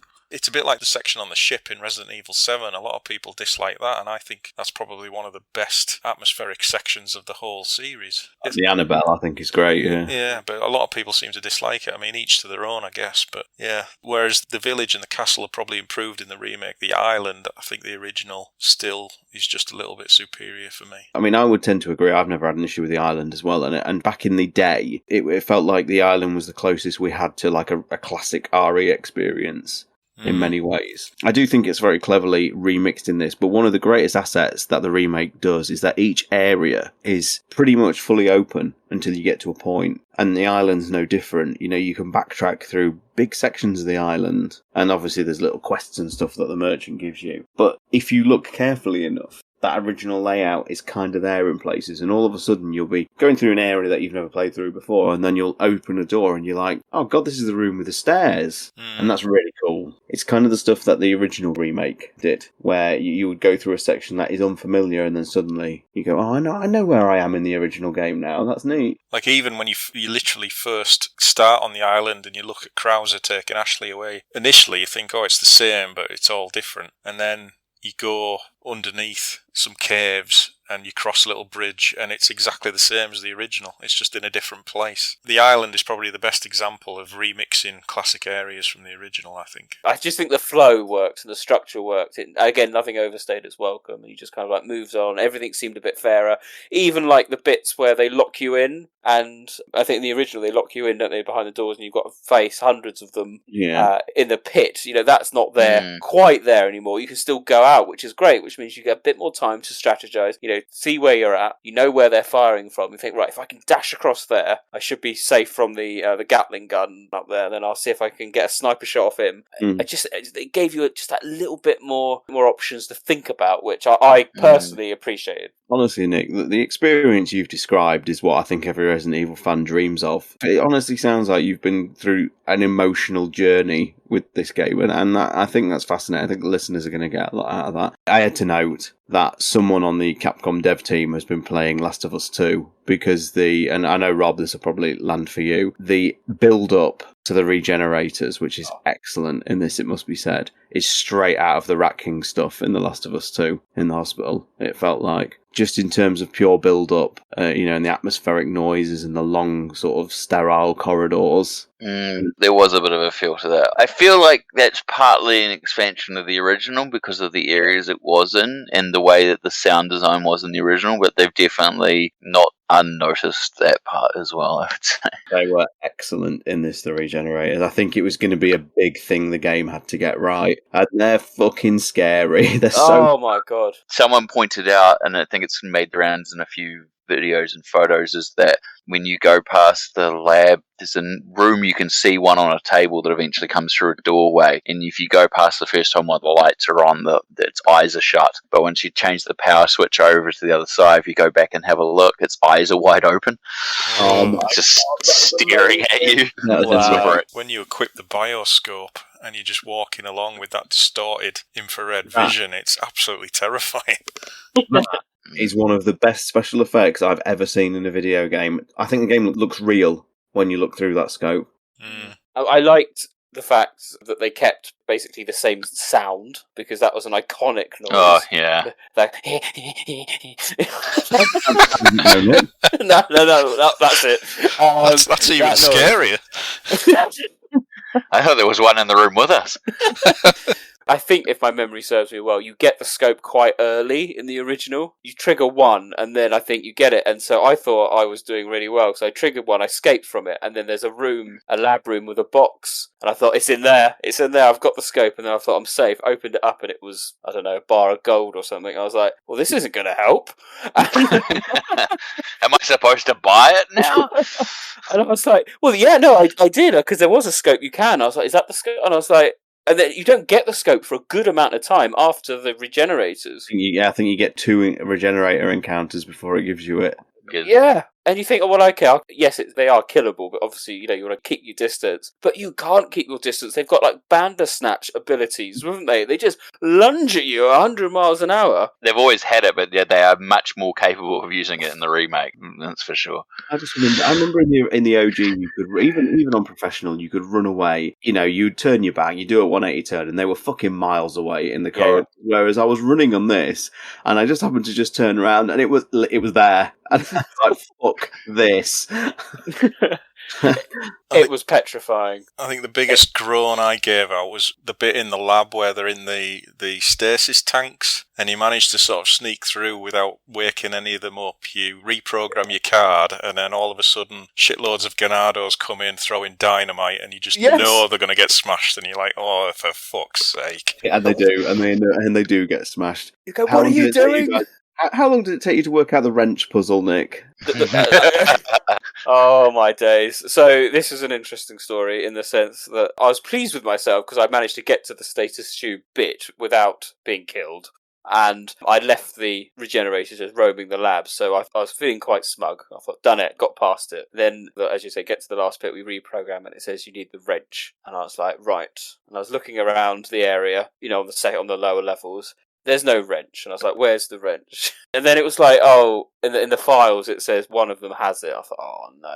So I'm going to have to go back into the lab, aren't I? Obviously thinking that one of the two that you activate at the beginning has the wrench. So, foolishly, I went back in and I probably did about 3 attempts and eventually took out the 2 regenerators in the lab. And, of course, did any of them have the wrench? No, they did not. And I was absolutely furious, going, I don't believe it. What a waste of my ammo. They use up so much ammo. You can't always get them with the rifles. You want the other things to stun them, that kind of thing. And I was like, oh, I'm so annoyed with myself. And then I thought, I bet it's in one of the stasis tubes. Of course it's one in the stasis tube. Makes sense. I'd unnecessarily gone back and wasted ammo. But, in the reversal of fortune, it meant I could explore the entire lab unworried, untroubled by the regenerators. It meant I had a big stock up. I got another red herb, green herb, which, trust me, on my playthroughs, green herbs, red herbs were like gold dust. Got some ammo, and most importantly, I found a red gem, which meant I could add it to the crown, and I suddenly gained 100,000 pesetas. So it was like, oh yes, so that changed the game entirely. I was able to,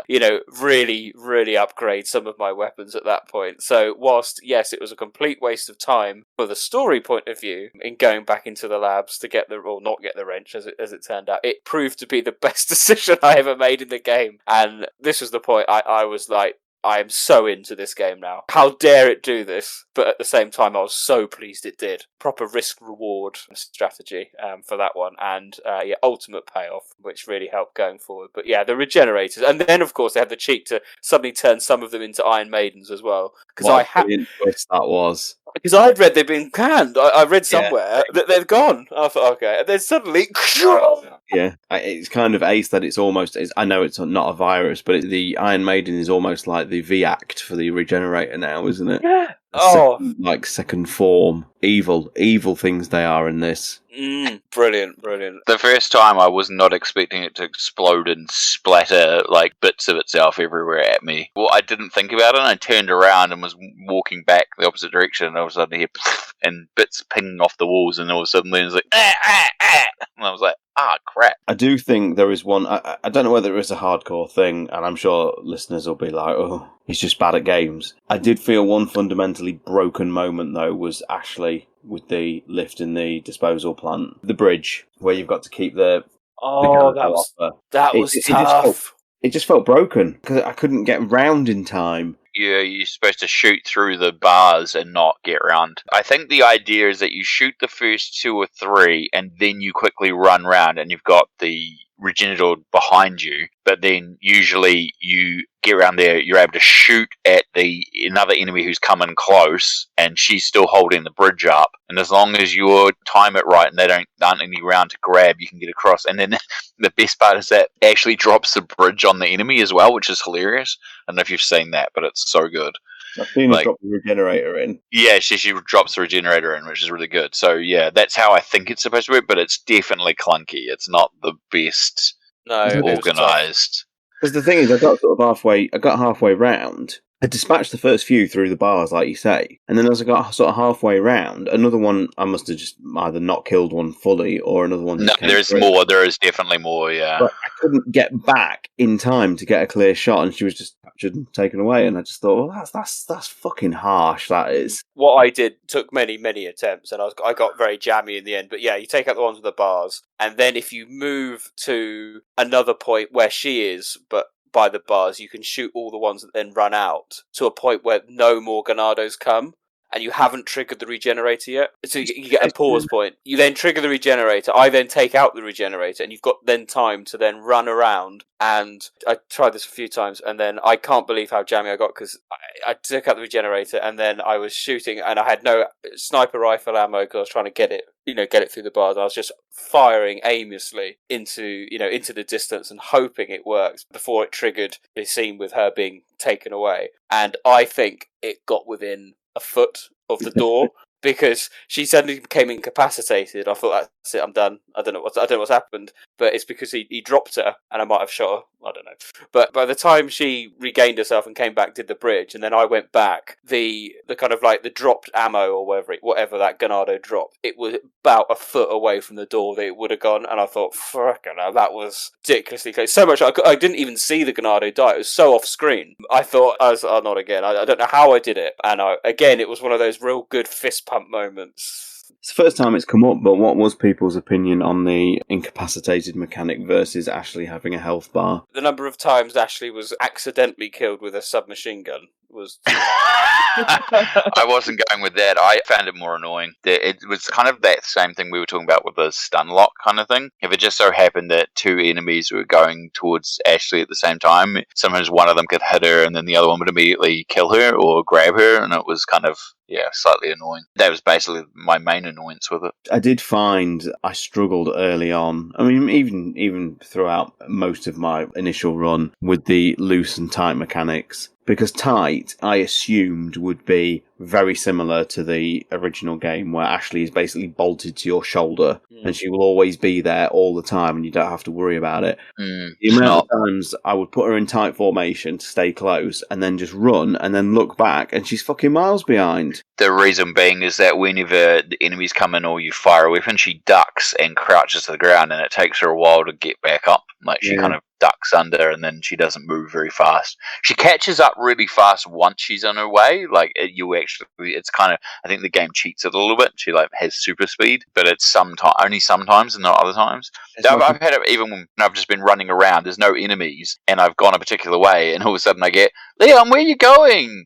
Or like, Leon, wait up for me, or something, where I've just somehow gotten away from her, and I'm like, I have no idea how that happened. Like, What about you, John? How did you find the part of the game and the general use of the regenerators and Iron Maidens? Yeah, I thought it was very effective for the most part. That section with the bridge you mentioned before. Yeah, I shot the Ganados through the bars, and then when the regenerator came, I shot its legs off because I didn't have enough bullets to take out all the parasites. So I shot its legs off thinking I could get round in time. And just as I got towards the bridge, Ashley was getting carried off by another Ganado. Managed to shoot it. She came back. She started to raise the bridge. I was just literally waiting for it to get up so I could cross, and the fucking regenerator's right there, isn't he? But yeah, very effective. The Iron Maidens, a bit like yourself, I thought they'd potentially been cut, so it was a nice twist with them as well. But I was just very happy that they were pretty much the same as the original and just as effective and just as scary, because, they were definitely probably the most memorable enemy from the original game, so it was nice to see they weren't dumbed down in this, because after seeing how the Navistadors were sort of turned into, just cannon fodder, they were really, really easy to kill. I was a bit worried about some of the later B.O.W.s, but no, the Regenerators and the Iron Maidens were just as good as the originals. I just wanted to point this out, that the game has the corrected translation too. They're Regenerators in this, not Regenerators. Yes, yeah. Yes. Yeah, it was an interesting to see they had fixed that mistake from the original. And whilst we're talking about the Regenerators, the end laboratory section, very small. The laboratory? It's like a morgue / cadaver room. Yes. I think everyone knows where I'm going. Again, Capcom can just do this. They just make, real great set pieces. And this has to be, for me, one of the greatest set pieces. It's so small, but my God, is it scary. And as I said, my strategy for it was again, pure by accident. So you don't know what's going. You go in it, you turn the wheel, go into the room, you start exploring, and you work out, I need to turn that wheel to get to that room. And at some point, you will trigger the regenerator falling out of a body bag, and you think, oh blimey. Then there's two, and then suddenly you're like, oh hell no. I know Sean did as well, but we lost ammo, like it was going out of fashion at that point, and it is really hard. It's really tough. And I think one even becomes an Iron Maiden as well. It certainly did. I don't know if it's random. And I just did not have enough rifle ammo, so I had no idea how I was going to do this, and inevitably died. So I thought, all right, okay. So I tried again from the checkpoint, and it was at that point, as I was running into the room, I knocked another one of the body bags. This is before you got into that little, the kind of like the cell section, and out came a regenerator. And I thought, oh, did I do that? Are all of them potentially knockable in that sense? Because I assumed that it was all, there's always going to be two in this area. So that one knocked out, and I thought, So I let it kill me, and I reset. And this time, I went into the room, I avoided the body bag, and then went into the main room again, and I just crouched the whole way. And I've never moved so slowly in an entire game. Sneaking around the body bags, and then trying not to knock over the barrels particularly, because one of them obviously has a snake in it at the last minute. You're like, thanks very much for that, don't need that. And then going around the corner, avoiding as many body bags. Some then start to shuffle, you're like, shit, and then you get to the wheel, turn the wheel, and then making it, and then genuinely was one of the most intense moments without one bullet being fired. It was absolutely brilliant, and I can't believe I even made it, but you can do it without triggering any regenerators, and I don't know how. It was a proper Indiana Jones moment at the end. As the door fell down, I thought, I'm not going to make it. I was like, run! And then I was just hoping I was going to get the kind of, trigger to be able to get through it, and he made it through the skin of his teeth. Again, a proper fist pump moment, because you could just hear them going, making their funny noise, whatnot behind the door, and I'm sitting there going, I honestly didn't think it was possible to not trigger one to get to that switch, so I was very impressed to hear this. And then I know John said the same thing, that he'd managed to do the same thing. Yeah. Genuinely, and I say this completely truthfully, a series highlight for me, and for such a small area, for one singular room, because that's all we're dealing with really, a series highlight for intensity, I think is the best word to describe it. Absolutely brilliant. It's almost like, you don't have to do it that way. As I said, you can go in, if you've got the ammo, it's probably not as difficult, but if you haven't got the ammo like I had, because of my unique circumstances of playing, I think the game would have ended for me at that point had I not been able to sneak through. I just didn't have the ammo, or certainly not the rifle ammo, to be able to do it. So great moment. You've done well to make it this far, rookie. I've prepared a battlefield up ahead just for us soldiers. Watered by the blood of generations, hundreds of years. It's the perfect place to put an end to what happened 2 years ago. Right, Krauser. How did everyone find the reimagined Krauser fight? I, again, found it a little bit more believable than the new game. We didn't really get any drones, Wesker drones, or anything like that much in this one. Just a couple of bombs and lasers. The first knife fight for me was a little bit touch and go at first, until I kind of understood the mechanics of where they were going with it. And then I kind of struggled with the boss fight the second time around at first, until again, I don't know if it's like the others. There's more to it, but it also kind of makes it a little bit more obtuse at first until you realize what's going on. Like, I swear there's a tripwire I couldn't blow up, and I still can't figure out how, without like hitting it with something. I still don't know how I could stop that tripwire that's like hidden behind a rock. And then, as we talked about, there's the hidden traps on the ground when you're trying to aim. Yeah. And then there's bits where like it feels a little bit cheap, like if you run close to the entry, like when he's up on the tower and you're hiding behind those things and he's firing the explosive darts at you, and then he decides to throw some grenades at you. It sometimes comes down to just a bit of dumb luck as to how close you are, or if you can evade them, because they pretty much hit the ground and explode straight away. It's kind of, it's not very well balanced, I feel. I actually thought it was the hardest boss fight in the game. Certainly the second one made that as a bit underwhelming. because I did think it was challenging, and it was a long fight, really, wasn't it? Certainly the second one, over multiple kind of checkpoints and things like that. And but yeah, what do you think, Bats? I thought it was fine. The only disappointment I had about the Krauser fight was just the location itself. There was nothing wrong with it, but I just think the ruins where that fight takes place in the original game are just so beautiful. It's right on the coastline. There's like this ambient wind in the background, and it's all lit up by torches, and it set the stage perfectly.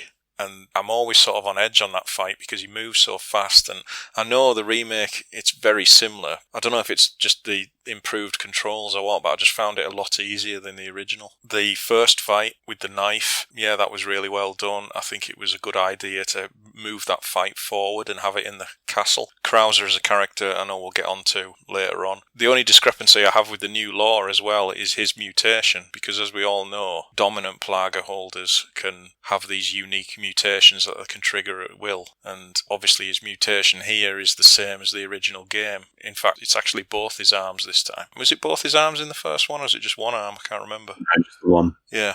That surprised me. Yeah. But as we all know later on in the game, it turns out he doesn't have a dominant Plaga at all, only Sadler has one. And the only other variant of Plaga mentioned is this superior species, which again is clarified in a file that there's no different to a subordinate Plaga other than it allows the holder to keep their own conscience, which is fine. So how are these bosses triggering these mutations? That's a bit of a plot hole as things stand. So I'm hoping Separate Ways might elaborate on that a little bit. But yeah, the fight itself, it was fine. As I said, I think just the location in the original is just slightly better. Sean, what about you? What did you think of Krauser's new take? I actually quite liked all the additional dialogue and conversations between him and Leon. I actually think it helps. I think it benefits both characters for where they are in the remake, although I'm dubious of changes to Operation Javier. It's just a typical thing for Capcom to do, isn't it? They throw in Operation Javier and the sort of lore-driven community triumphantly punches their hands in the air and goes, yes!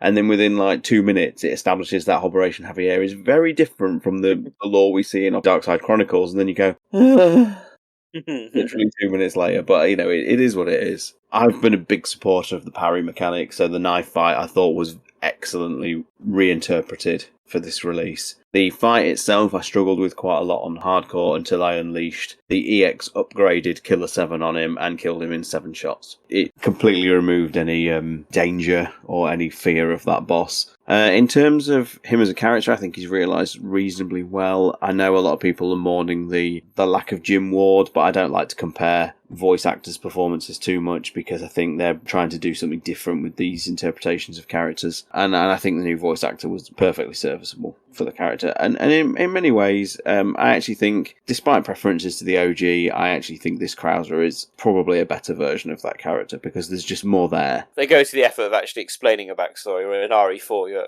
it's just like, it's been a long time. You're like, has it? You have no idea who this character is, where at least in this you get him in the opening credits, the opening sequence, and you get a little bit of, there's a lot more dialogue, as you say, about Operation Javier and what unfolds. What I was surprised about was how effective, just weaponry was on him, because if I remember correctly, a lot of the time he would guard, his arms would guard against gunfire, so you almost had to use the knife in the second fight as well as the first one, whereas this time you could actually fire, quite effectively against him with shotguns and whatnot. No, you're right. He would put his arm up and use it like a shield. Mm. The other thing it's there, but I don't feel like the height thing plays in as much as it did in the original. It's not like you can't be knocked off the side or whatever, but it felt like it was always an actual threat. Like there was times where he could completely boot you right off the side, and it's kind of not really the same in the new one.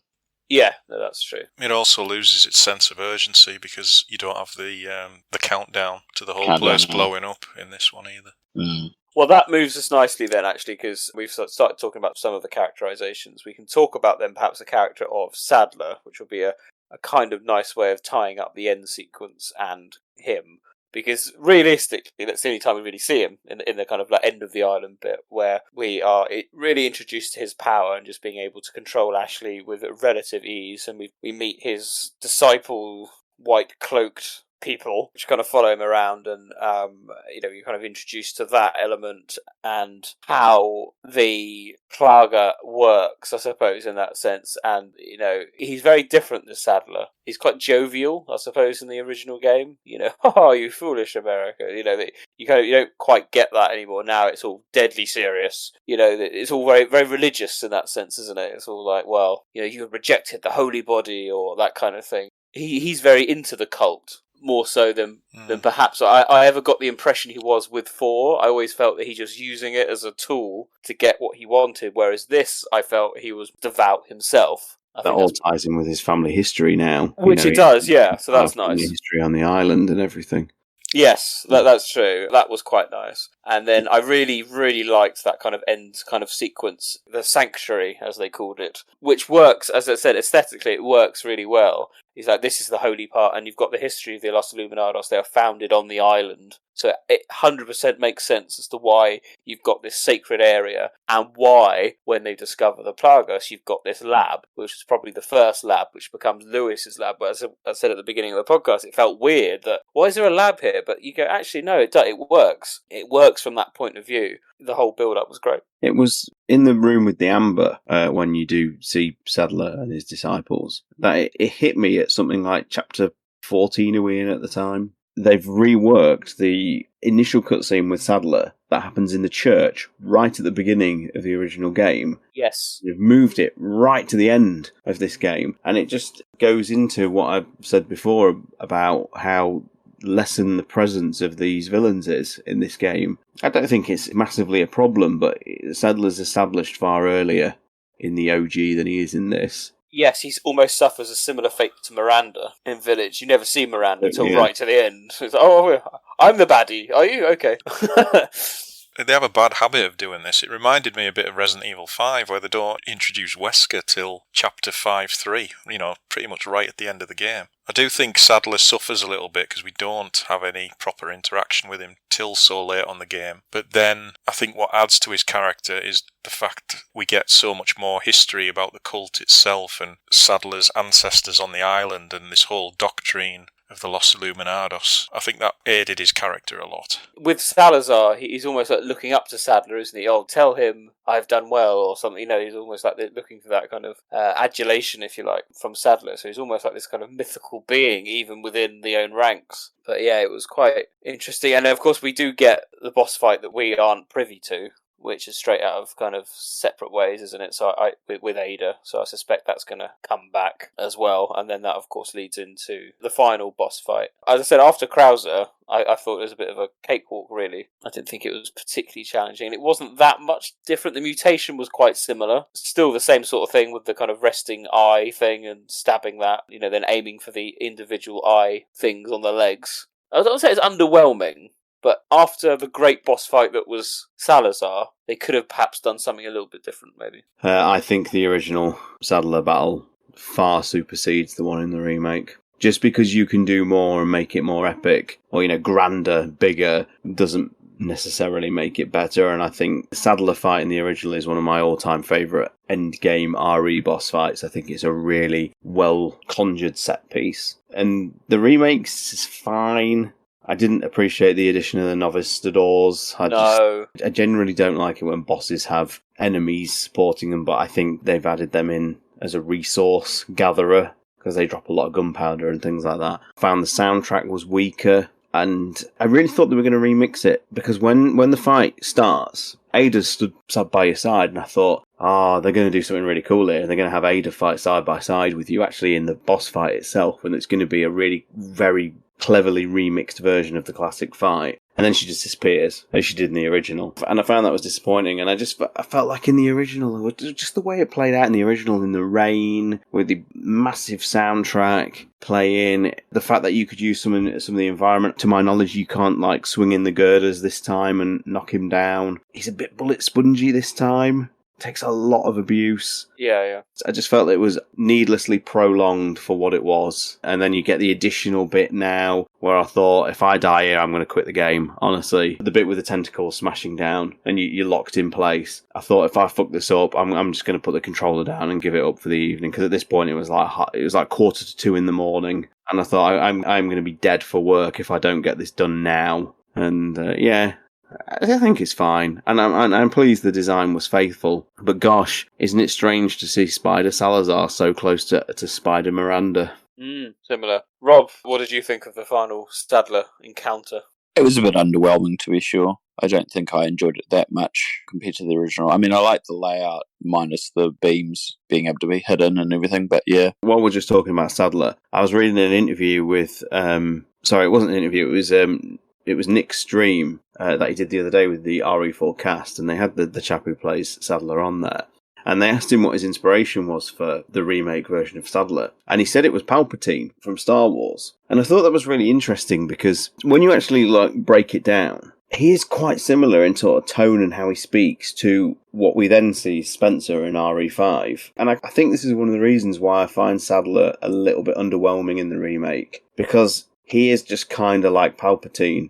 I don't enjoy his character as much in this, but I appreciate that comes at the expense of him having to be, like I said earlier, a pantomime villain in the original, because he's kind of a joke in the original. Whereas I would certainly say you get the intimidating menace in this. Can anyone explain what his honeycomb head is all about, though, please? Yeah, that's weird, that. Very weird. He just looks like a normal Ganado, doesn't he? Yeah, weird. I think what they've done with the way the Plaga is discovered in, like, fossilised amber, I think they missed a trick when they introduced him, that he didn't have a cane with a little Plaga wrapped in amber on the end of it. To me, I feel like we've come full circle on these podcasts, because obviously we started our remake journey with Resident Evil 2 with the Jurassic Park skit, and now we've got Plaga found in amber. It's just like, I think we ought to claim for some royalties here. Welcome to my island, spared no expense. If he said that, I'd have died.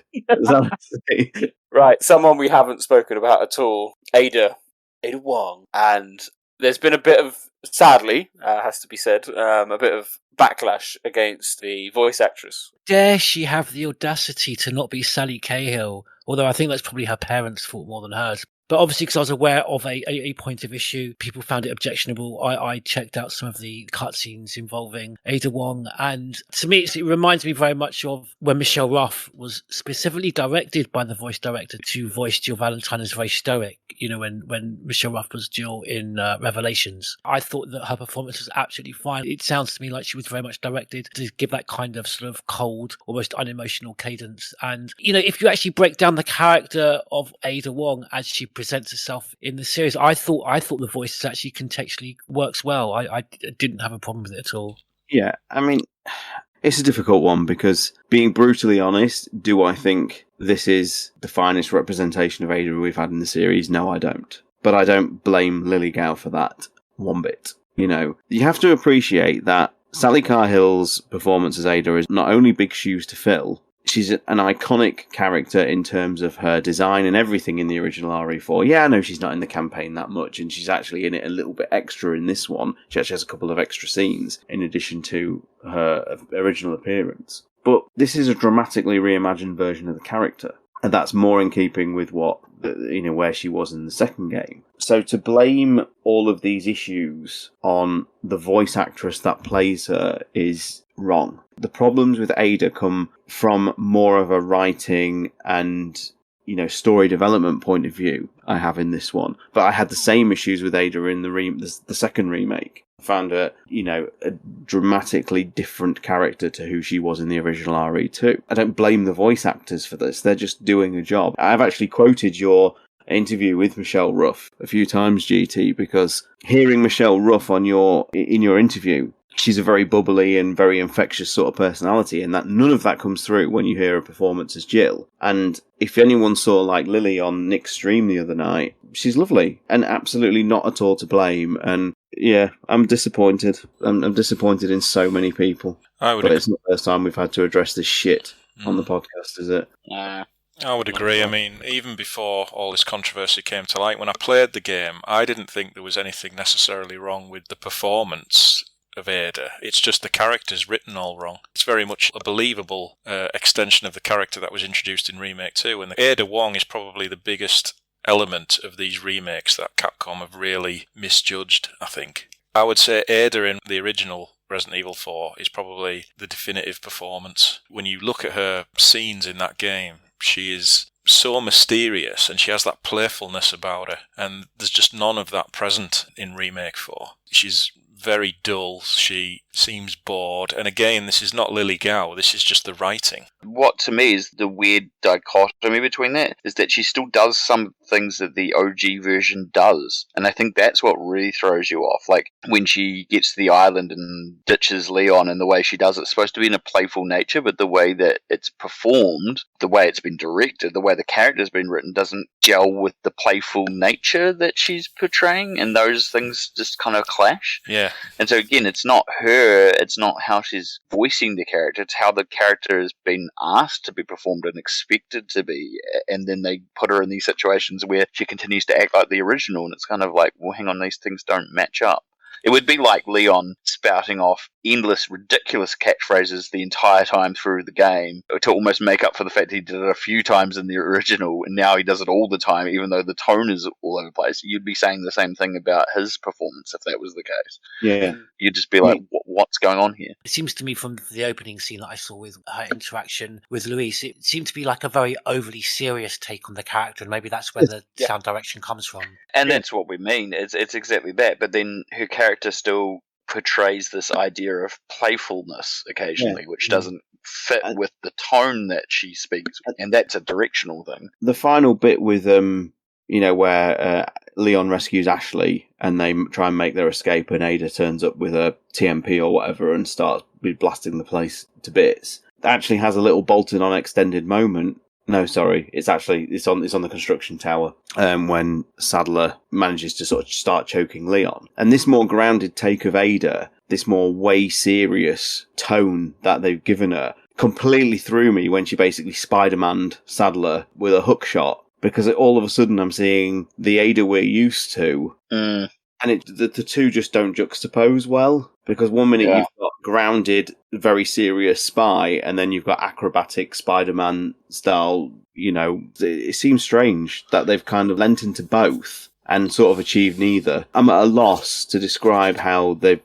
clumsy, and I'm not just saying this game, I did not like what they did with Ada in Remake 2. This is someone who has Ada as one of their favourite characters in the entire series. I love this character so much, and I think in her 2 remake appearances, they've really fumbled it. I remember you talking about Ada, God, it'll be over 10 years ago now, I think when we did the Resident Evil 6 review, and you said then it was clear Capcom really didn't know what to do with Ada. And that is more apparent more now than ever, I think. I mean, if you look at her role across the whole series, she's one of the most intelligent, most mysterious characters out of everybody. And in Resident Evil 4, probably one of the most developed plot points was this whole intrigue between her and Wesker about how she had this mysterious ultimate objective and how she had to work with Wesker to get her close to that. And there was this whole thing of securing the Plaga to prove a loyalty to either the organisation or Wesker. It was all, even though we were only drip-fed little pieces, it all hinted towards this big cloak and dagger game of espionage, where in this, from what we've got so far, it's been completely dumbed down to the point that Ada doesn't even know what Wesker wants the Plaga for. She has to ask him at the end, what are you going to use this for? Oh, well, I'm going to take it to take over the world. And she's like, we're talking millions of casualties. Oh, well, in that case, you're not going to have it then. It sounded really, really poor compared to what we had before. I think as well, like, if I could ask our audience, and I appreciate, we're probably speaking to people who weren't even born when the original Array 4 came out in some ways. It's frightening to think of, really. But if you could rewind your brains back to circa 2004, when we were in the run-up to this game, and Ada's appearance was hugely exciting because this was the first time she's been in anything since Resident Evil 2. So this is massive thing. We knew nothing about her in Resident Evil 2, so this was our chance to learn some answers. And all the way through the game, her appearance is laden in mystery. She comes and goes as quick as she appears, And by the end of the game, even with like the assignment Ada Wesker bolt-on that they added at that point, you didn't really know the story behind the woman. And then Separate Ways came along and you're just lifting the veil a little bit, but you're still not getting a lot. And we stayed like that for years. Now, they're still playing this big Ada mystery routine many, many years after they've done it initially, and it just frustrates more than it excites, I feel now. We're 11 years past the game that should have given us all the answers, So Ada sort of coming and going in between scenes in the 4 remake and still not giving any answers it's just more of an irritation. The character infuriates more than she excites, I think, now. And that's where the remakes are getting this all wrong, because they're just playing the same beats that we, as an older fandom, and I appreciate we are old compared to a lot of you listening, but we went through all this in the late 90s and the 2000s. And so to still not get answers on the second time round it's nonsense to me. It's just a colossal waste of time. Yeah, I think Separate Ways will have a lot to live up to when it eventually does come out for this. Especially, because Capcom have now said, this is an alternate continuity. This is really Capcom's chance to really dive deep into her character and tell us, what's the deal with her. It has to, because like you said, if it doesn't, it's just going to leave us all pissed off and frustrated, and it's not helping a character that's been, written poorly and given a big disservice in the 2 remake games she's featured in so far. She's becoming quite an unlikable character. Yes, and I think that's the concern. As you said, the writing did not help Lily Gale's performance at all for anyone to, really get that more of an understanding. It's a shame. It's a shame, because what a cool moment for her to play live action Ada in Welcome to Raccoon City and then bring it into the video games. I don't think that's ever been done. Sally Cahill ironically did it the other way, but there we go. It's worth just taking a point as well to just condemn the abuse she's received. Oh, 100%. Yeah, we didn't really touch upon it too much, but, if anyone who does that kind of shit listens to the podcast, I invite you to kindly go somewhere else, because we don't want you as listeners, to be quite frank. Absolutely. No. Yeah, if you don't like something, fair enough, but don't take it out on the someone just doing a job. Hey, got a smoke? I do. The kind you like. Now where's the amber? Fortunately, it's not on me at the moment. And you really should be telling me what a good job I did. Busted my ass and managed to hide it right before I got caught. Which is why I'm still alive. The deal was, we get you out of here when you deliver the amber. No amber, no protection, Luis. Such a stickler for details, Hyde. On the flip side, in terms of characters that did get a bit more fleshing out, we had Lewis, and I was pleased with the way that he was portrayed. He was certainly a more likeable character, and he didn't get a lot of screen time actually in the original, but here he does get a bit more, and plays a really important role actually for the in-game storyline in how to to save the day in the end. And I like the fact that Ashley in particular makes that point. Lewis did all this, in a kind of like nice roundabout way, and it made Leon's adventure feel a bit more wholesome. I liked the lore addition of him being a former Umbrella employee, and again we get a nice little lore room, don't we, John? We love these lore rooms. They just keep cropping up. We do. Potentially highlight that they're just so bad at working this shit into the main game that they just all have to just do a big lore dump at the end now. No, it's welcome. I think Lewis in every way is better than the OG. There you go. He's been given the full Carlos treatment, hasn't he? Yeah.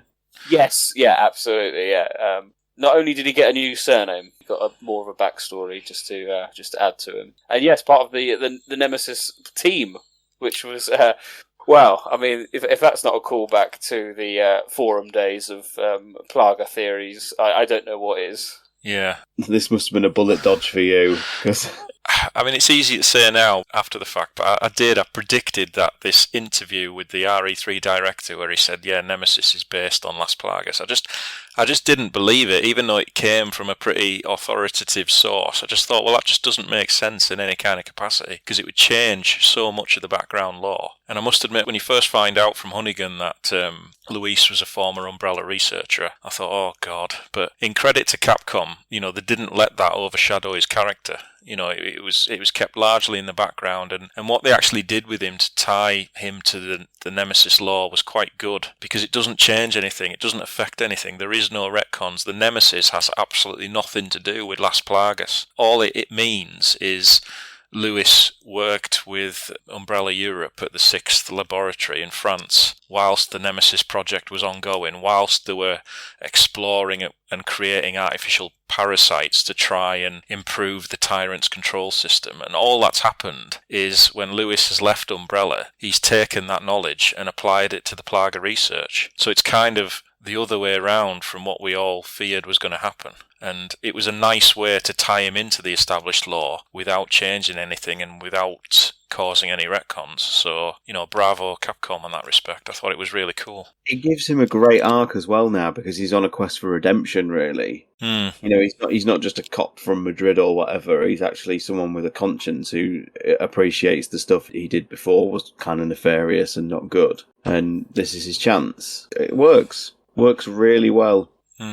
I was just going to question how much he knew. The files kind of suggest that these Plagas experiments were going on for a long, long time. He knew what he was doing with the Nemesis program. He knew the unethical nature. And he must have been present when things like the El Gigante and the Garradors were being created. And I wasn't 100% convinced that he was looking for redemption. Well, I think it was that sort of thing that's made him sort of realise, this is a bit dodgy, this work. There's a file, I can't remember the name of the file now, where it talks about one of the regenerators escaping. And the researcher who writes the file talks about one of his colleagues saying, we shouldn't be doing this, it's dangerous. And it doesn't actually mention who it is, but it's clear to me anyway that it's Luis. I never linked that. Yeah, that's good. I read that file. Yeah.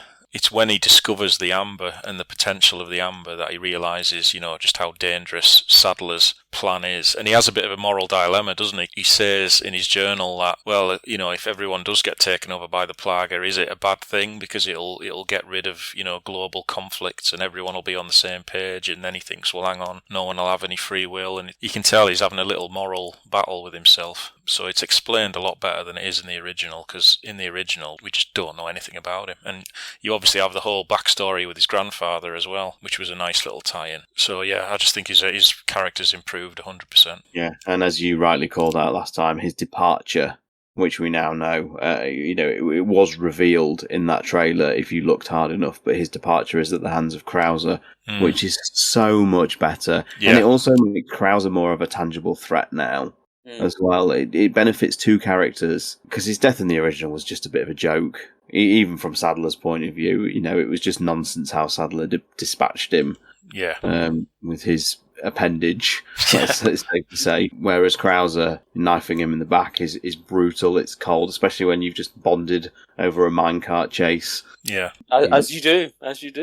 It's all round there. That's an area where the remake just runs away with it. It just picks up the baton from the original game and just runs away with it. No, that's really good. Really appreciated that.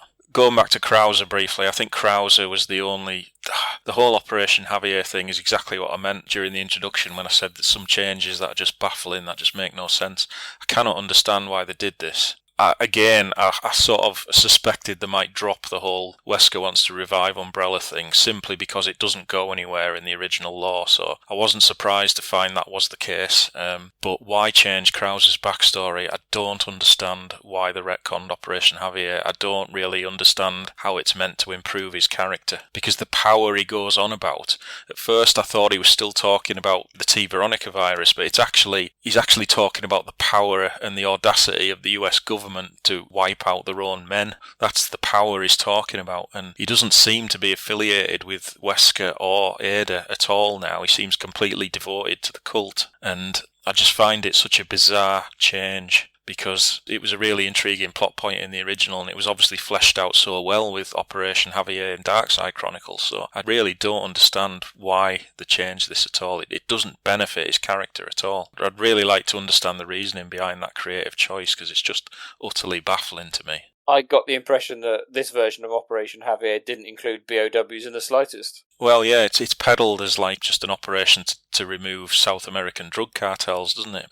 Yeah. Why that would entail the US government massacring their own men, I don't know. Yeah, it's just utterly bizarre, because everything about Krauser was explained. His injury was explained. Leon even mentions his injury in dialogue in this, which is even more bizarre. But yeah, it explained, he's fracturing his relationship with Leon. That doesn't make sense anymore, because if Krauser's been training Leon for the last 3 years, then Krauser would obviously know that Leon works for this secret military agency and he gets his orders off the president. But it was because he didn't know that in Operation Javier, that's what pissed him off. That's what made him turn against Leon, because he couldn't understand why Leon was getting this special treatment when Krauser was the more formidable soldier. So that's all out the window now. It explained the power he wanted was because he'd seen what the T. Veronica virus could do. That's why he faked his death and sought out Wesker. It was all explained, and I just can't understand why they've seemingly got rid of it all. There's a chance separate ways might reveal something different, but from what we know so far, it just doesn't seem, that Ada and Krauser and Wesker know each other at all. It's just utterly bizarre. I can't fathom why they've done it.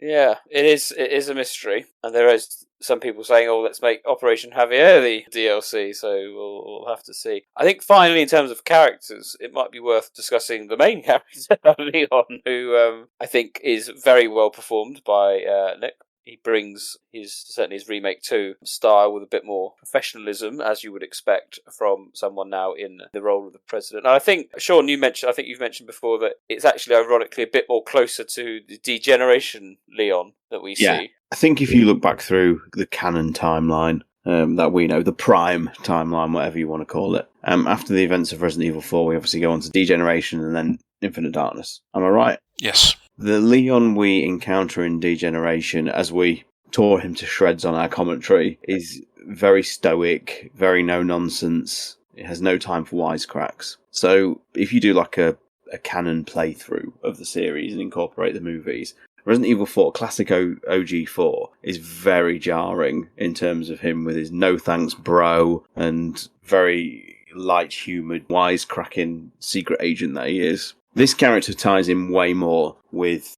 the Leon we know of the future, and Nick plays him very well. The only thing I'm a little bit disappointed in, and again, nothing to do with Nick, it's not a factor that I'm bringing into this, it's all down to the writing. And I know Leon didn't go on an arc as such in the original, but with the way the trailers were building up all this post-Raccoon PTSD, I was really hoping he was going to go on some sort of a journey in this game. And, and I'd called out a few things, and I never get these predictions right. I put these big outlandish predictions in there, and they never come true. And I was, thinking that, he's got Marvin's knife still, so is there, and the knife's breaking this, so is there going to be a moment where his knife breaks, and he looks down at it, and he thinks, that's the Leon of the past that's dead now, and I've now got to embrace like Krauser's knife and this more harder lifestyle, and I've seen horrors and I've had to overcome them. And the problem with Remake 4's Leon is there's none of that. He just kind of starts crestfallen and beaten, and he kind of ends it that way as well. And there's no change. And Capcom seemed to be afraid to sort of really explore the nature of PTSD, because I thought we were going to get this with Jill in Remake 3 as well. The opening to Remake 3 is quite striking and quite strong when she looks in the mirror and she shoots herself, and she doesn't. You realise she's just having night terrors and things. And then by the time Nemesis has crashed through the wall, she's just super cop Jill for the rest of the game. Like, the PTSD angle's not even factored in. And I kind of felt the same here. Like, the introduction builds up that Leon is very contemplative and he's very haunted by the events of Raccoon. And then by the time he's, roundhousing and shooting villagers, there's just none of that again. And it's a shame, because I felt there's scope for it now. I think you've got some really good ideas there. And like you say, Capcom, they just seem reluctant to run with them for some reason. It's like they just want to rely on Leon's penchant for action, and these ridiculous set pieces he goes through on the films. Capcom seem to want to think that's how fans remember Leon, for the crazy action he does rather than the smaller character moments. I do think Capcom underestimate just how popular these characters are with people. And they've never really explored any of them in any great depth. Like you say, they've touched the surface with a few of them, but they could definitely go a lot deeper. Yeah, it's like when you look at Chris's PTSD in RE6, it's all but done away with by his third chapter, and you just see this trope running through the series. I do like the fact that this Leon is way more no nonsense. You talked about it earlier, that he doesn't even entertain Salazar, just fucking shoots him, and then he does the same with Sadler later. Yeah, he's just interested, which is a good way to run with this character. I feel listening to you that maybe Capcom even underestimate us as an audience in terms of we demand, and you're right, it's almost just on quite a simplistic action level that plays very well with the Japanese audiences when we look at the CGI films, and we've been concerned with what we've seen in those with the ridiculous over the top action, and it sounds like that's what we're getting in terms of just one-dimensional action orientated Captain America characters. And listening to Sean, that's an incredible idea in terms of Leon, his past being exemplified in the knife. And that's fantastic. I wish we had a writer of that standard in Capcom's writing room. Because I think, yes, as an audience, as fans, we would like to see a lot more character development in this series. I mean, you do get a moment, and this is a bit of a spoiler for you, GT, because you're not there yet. The scene where Leon dispatches Krauser, I think, is that moment, but it just comes in a very different way. Because I don't know whether you guys were thinking the same thing, but when he had the knife above him, I actually thought he's not going to do this because he's going to keep Krauser alive for separate ways. So I was actually quite surprised that Leon very cold-bloodedly just shoves the knife through him and then thanks him for making him the person he is. Like, that's actually quite a bold character moment. I actually think that's probably the best character moment in the game because it speaks so much for how broken the Leon we're going to see in a few, in years to come. Because he is fundamentally broken, Leon, as an individual. That, like, the events of that night in Raccoon ruined him for the rest of his life. And I think you're seeing that now. And even with Krauser as he's dying, he realises that he was wrong and Leon was right. And he has that moment, maybe not of redemption, but of realisation. And he's sort of, in his last breath, he goes back to the original Krauser that Leon knew and respected. He doesn't call him Rookie, does he? He just says Leon. Yeah, and I think it's the only time he calls him by his name. Yeah, isn't it? and that was a nice moment. Patch me through. I've obtained the amber. Excellent. Just one question. What are you planning to do with this? We do not pay you to ask questions. All you need to know is a new dawn is breaking. 100 will give their lives so that just one may live. I am expediting that change. So, we're talking millions of casualties. Billions. Can we address the elephant in the room? Can we talk about Wesker briefly? And his long-awaited comeback. Brief as it was, I didn't mind him. I know a lot's been said about his voice actor as well, but I'm just glad it wasn't a DC Douglas sound-alike. You do not want to sound like this again, John. No.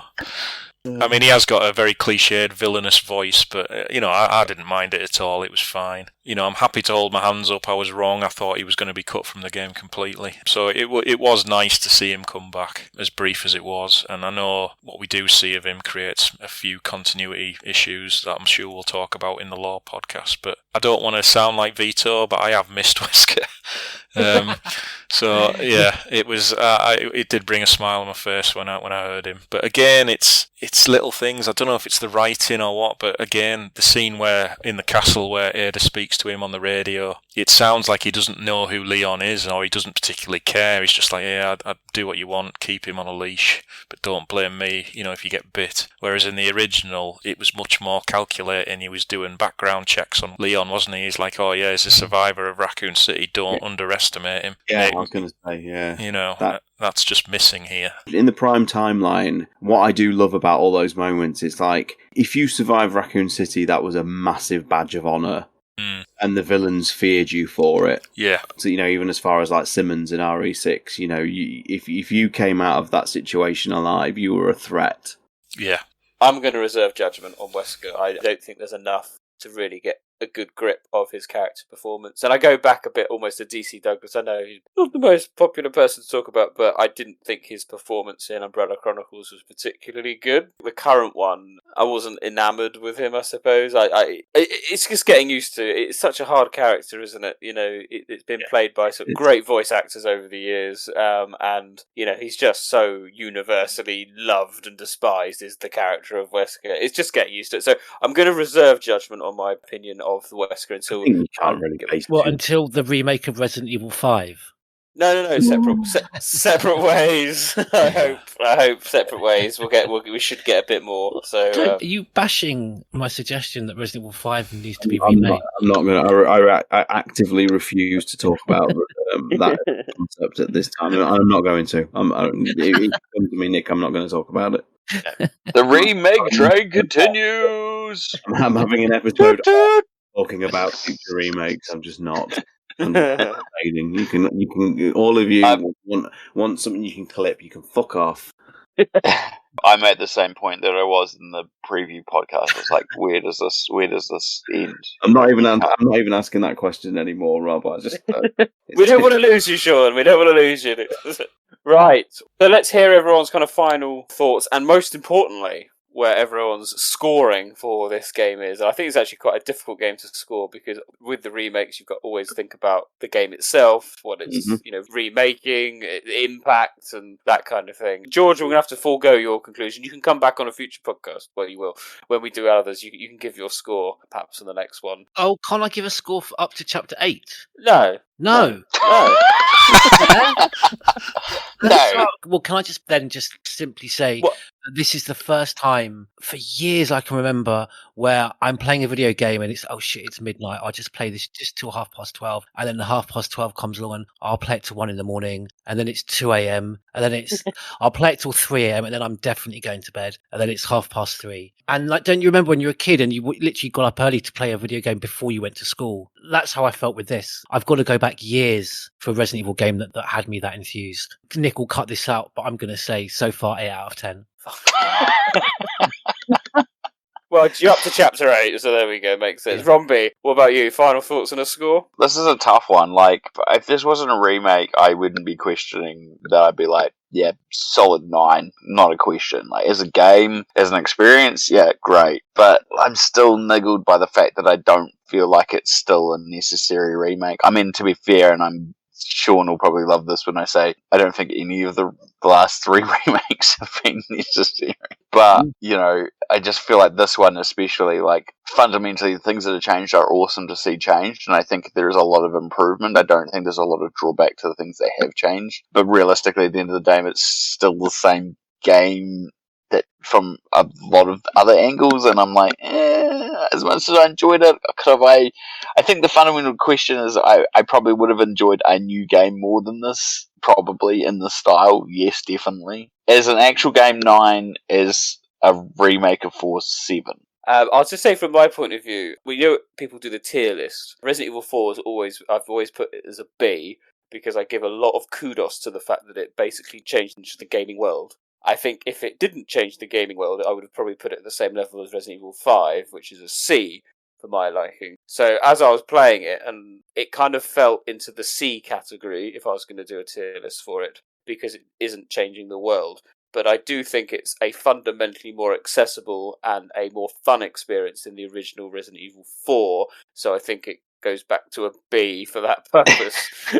Nick, can I just ask a question on that? Is Resident Evil 5 still a C now that you've played it as a co-op game? Oh, that's a good question. Ooh, so throw him a curly one now. Oh, maybe. So I think I'm sticking with a B, which I think, from my point of view, is kind of like an 8, which I think, for the fact that I don't really enjoy the action trilogy, generally speaking, that's a remarkable score that it's been able to do that. So it's an 8, but with a big Neptune thumbs up. It's still not quite the type of Resident Evil game I prefer, but for the experience I had for it, it's a good 8 for me, so there we go. Batman, what about you, my friend? I think I'll give it a 9 out of 10. Out of the 3 recent remakes, it's by far the best. Yeah. And I'm a little bit more forgiving with this because the original Resident Evil 4 is still readily accessible, so they can stand alongside each other, whereas my worry about Resident Evil 2 and 3 is the lack of accessibility and that they're eventually going to become lost and forgotten unless Capcom does something, releases, I don't know, a classic compilation or something. But it's just the remake issue. I mean, I'm with Rob. As much as I love this game, I would have taken all these mechanics, these fancy graphics, and had Resident Evil 9 instead. I would quite happily do that. You can remake any all-time classic.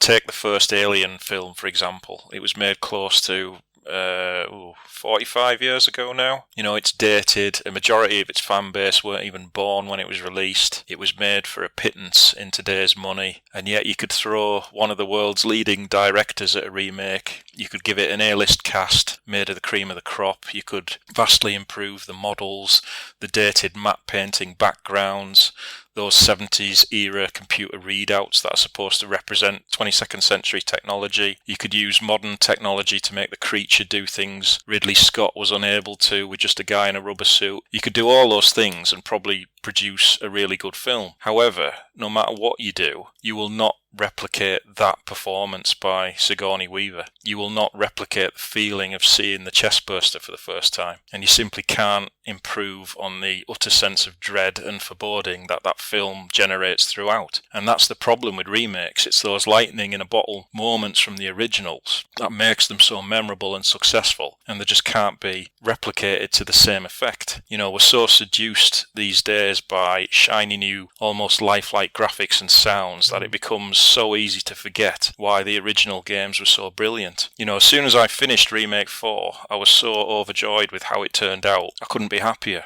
And yet, I popped in the original game just for a few minutes to show the graphical difference to my son. And immediately I was hit with that foreboding, isolated atmosphere that the remake, as brilliant as it is, just fails to capture at all. So I really hope that, as much as people enjoy this game, I really hope that they don't forget just how groundbreaking the original was and how important it was to the series surviving to this day.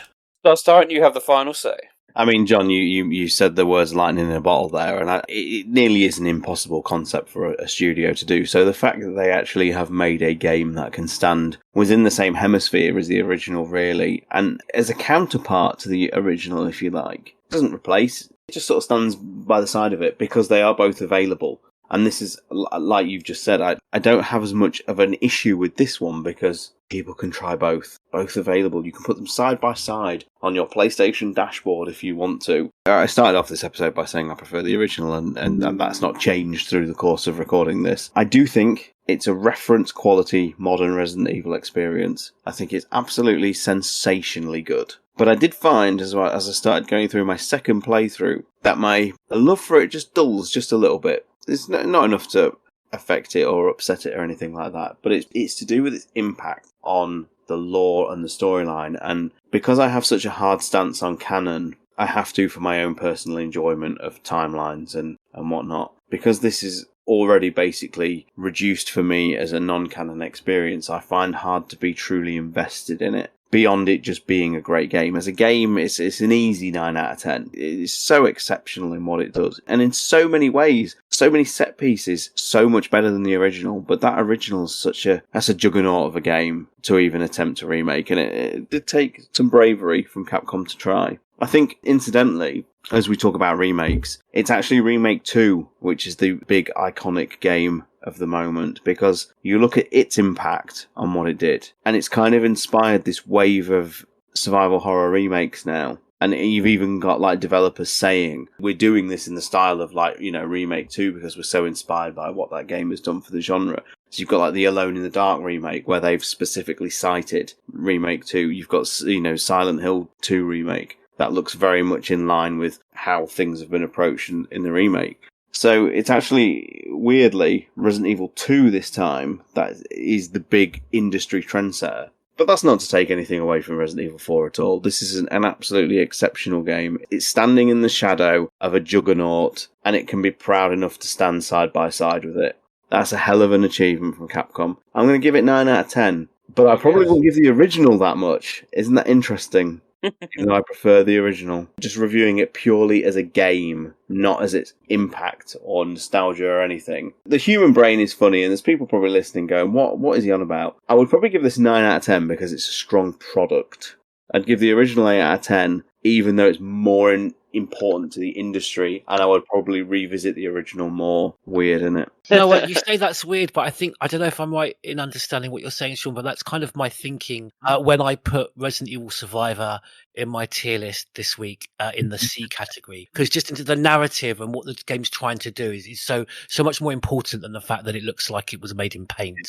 Yeah, tier lists are interesting because what people fundamentally misunderstand with a tier list is that that's your personal ranking of where you put titles. It's not how you perceive it as a video game. Dead Aim's one of my favourite RE games in the series. I would put it higher in a tier list than some games that are actually better. You know what I mean? That's interesting. Though, in closing, I think it's wonderful, and whichever version of Resident Evil 4 you ultimately choose, and I appreciate the original is probably incomprehensible in some ways to some people with its single analog control system and whatnot. I know you can use the other analog for looking and things, but it's not the same as a genuine twin stick controller. But whichever version of this game you play, you're going to have a good time. So that's ultimately what's important. It's interesting, Sean, that you bring up the impact of the Resident Evil 2 remake as steading off this realm of remakes, and I hadn't thought about that before, but you're 100% right. And I do remember even seeing one of the devs from Blooper Team saying that they had definitely seen the Resident Evil 2 remake as a case of something that hadn't been touched for many, many years in that style and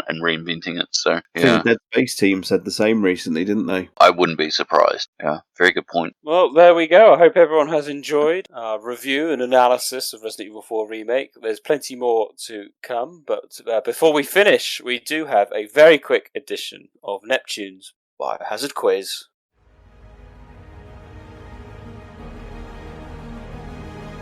Do you know your G virus from your C virus? And your Jabberwock from your Bandersnatch? Or perhaps the number of bombs that appear on the Made in Heaven vest?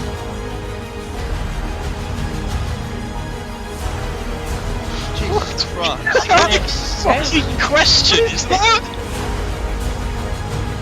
I'm getting a big fat zero this week. Yeah, I'm not going to get any of these. We've talked about the games straying too far from the origins. This Resident Evil quiz, we're now getting Spice Girls as the correct answer. I mean, it's time to quit. This is Neptune's Biohazard Quiz. Batman.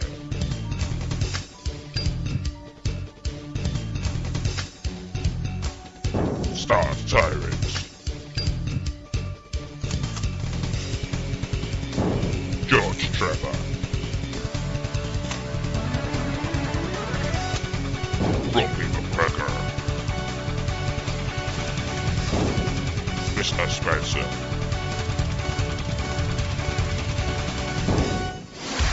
Neptune Biohazard Quiz. Welcome, one and all. We're all still hanging in there.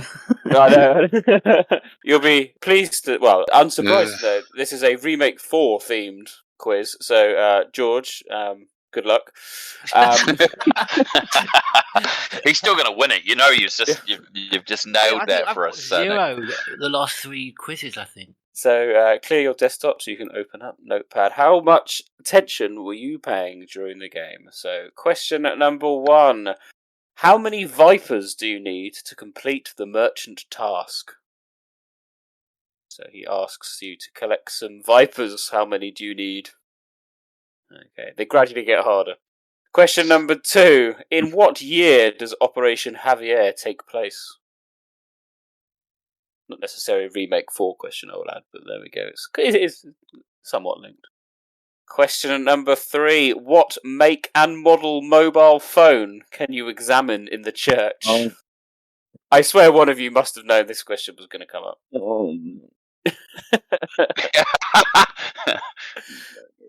It was an obvious Nick question, I think. Is it actually based on a real world model? Yeah. Oh god, I've never paid that much attention to it. Well, because obviously it can't have the logo on. No. This is a punishment for people not knowing what the phone is, not necessarily what's in the game. This is definitely in that question. I would say it's quite an obvious phone model. Thanks, Nick. I don't think it is, but that's fine. Question number 4, continuing off that. So this is a question from Umbrella Inc. What sorority is Ashley in? Oh, for God's sake. Fucking, that's fiendish. It says on the phone. Yeah, it does say it on the phone. To be honest, I came up with the phone question first, and then Umbrella Inc. sent this one in. I thought, oh my gosh, but I could not use it. So finally, then, question number 5 comes in from Jordan Osiris. What number is given to Osmond in the Sanctuary? They're the questions.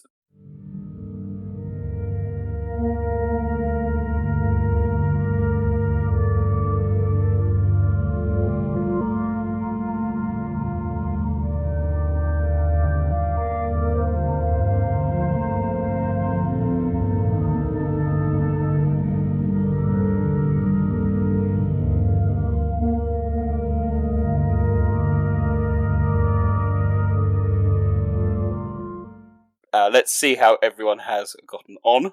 So question number 1 was, how many Vipers do you need to complete the merchant task? George, you might know this one. Yeah, I recently just completed this, so I'm sure it's 3 the first time around. It's not many at all. Rombie? 3. Stars Tyrant? 3. Batman? Yeah, 3.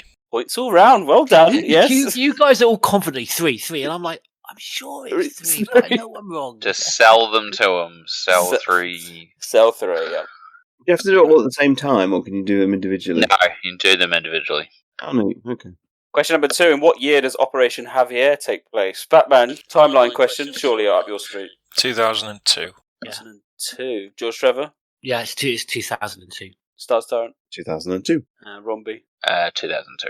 It's easy, look. Points all round. Yeah, look, 2 from 2 for everyone.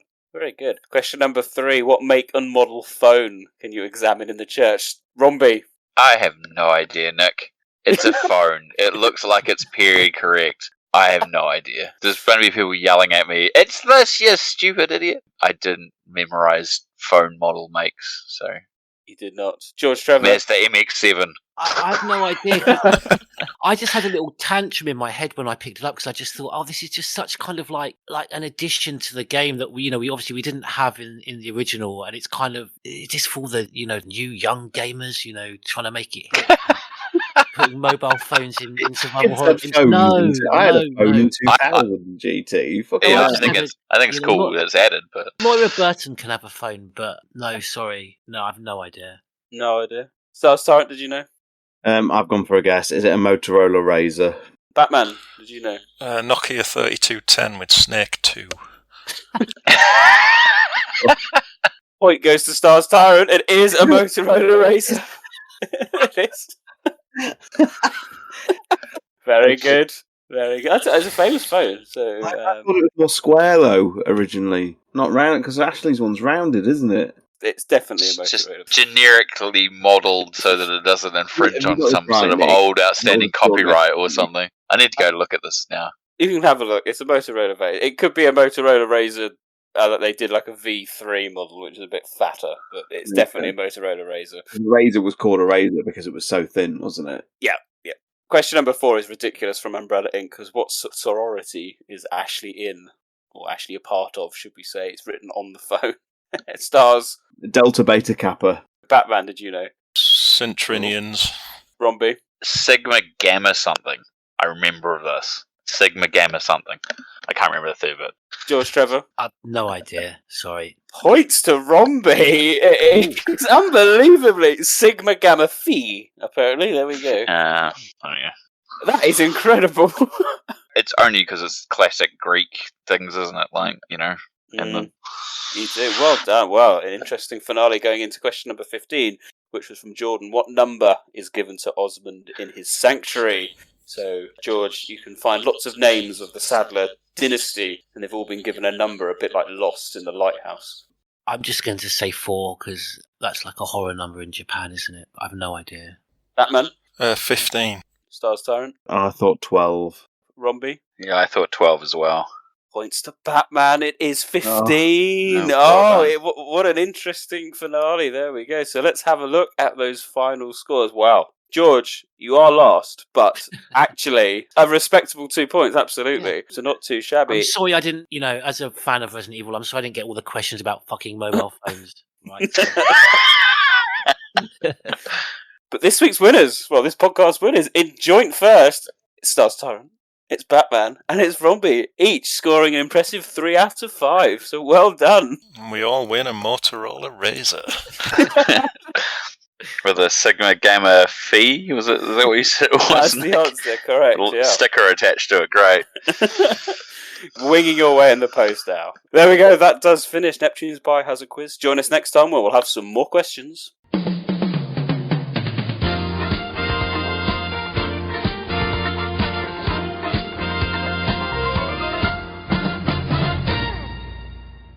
Thank you very much for listening. We are quickly wrapping up our Resident Evil 4 Remake review. Coming up next, well, we hand over the reins of the podcast to you guys. That's right. As we do with our reviews and our coverage of a new game, the next podcast is our community call-in podcast. So if you have something you want to say, and you can say it in 2 minutes or less, then please send us your MP3 call-ins and we'll endeavour to get them on as quickly as possible and play as many as we can just to hear your views.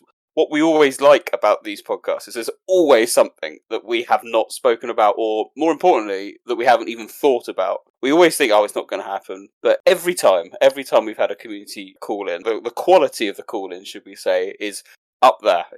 Really good stuff, and it just sometimes completely changes, opinions of particular aspects of the game. So if there's a part of the game you really liked or even disliked, you don't have to do a review of the whole game, maybe just a small section that you wanted to talk about, send it in. You can email us at team@residentevilpodcast.com. Emails on the main website as well, so you just click on the email button at the bottom of the webpage and send it through, and we'll get as many as we can in the next podcast.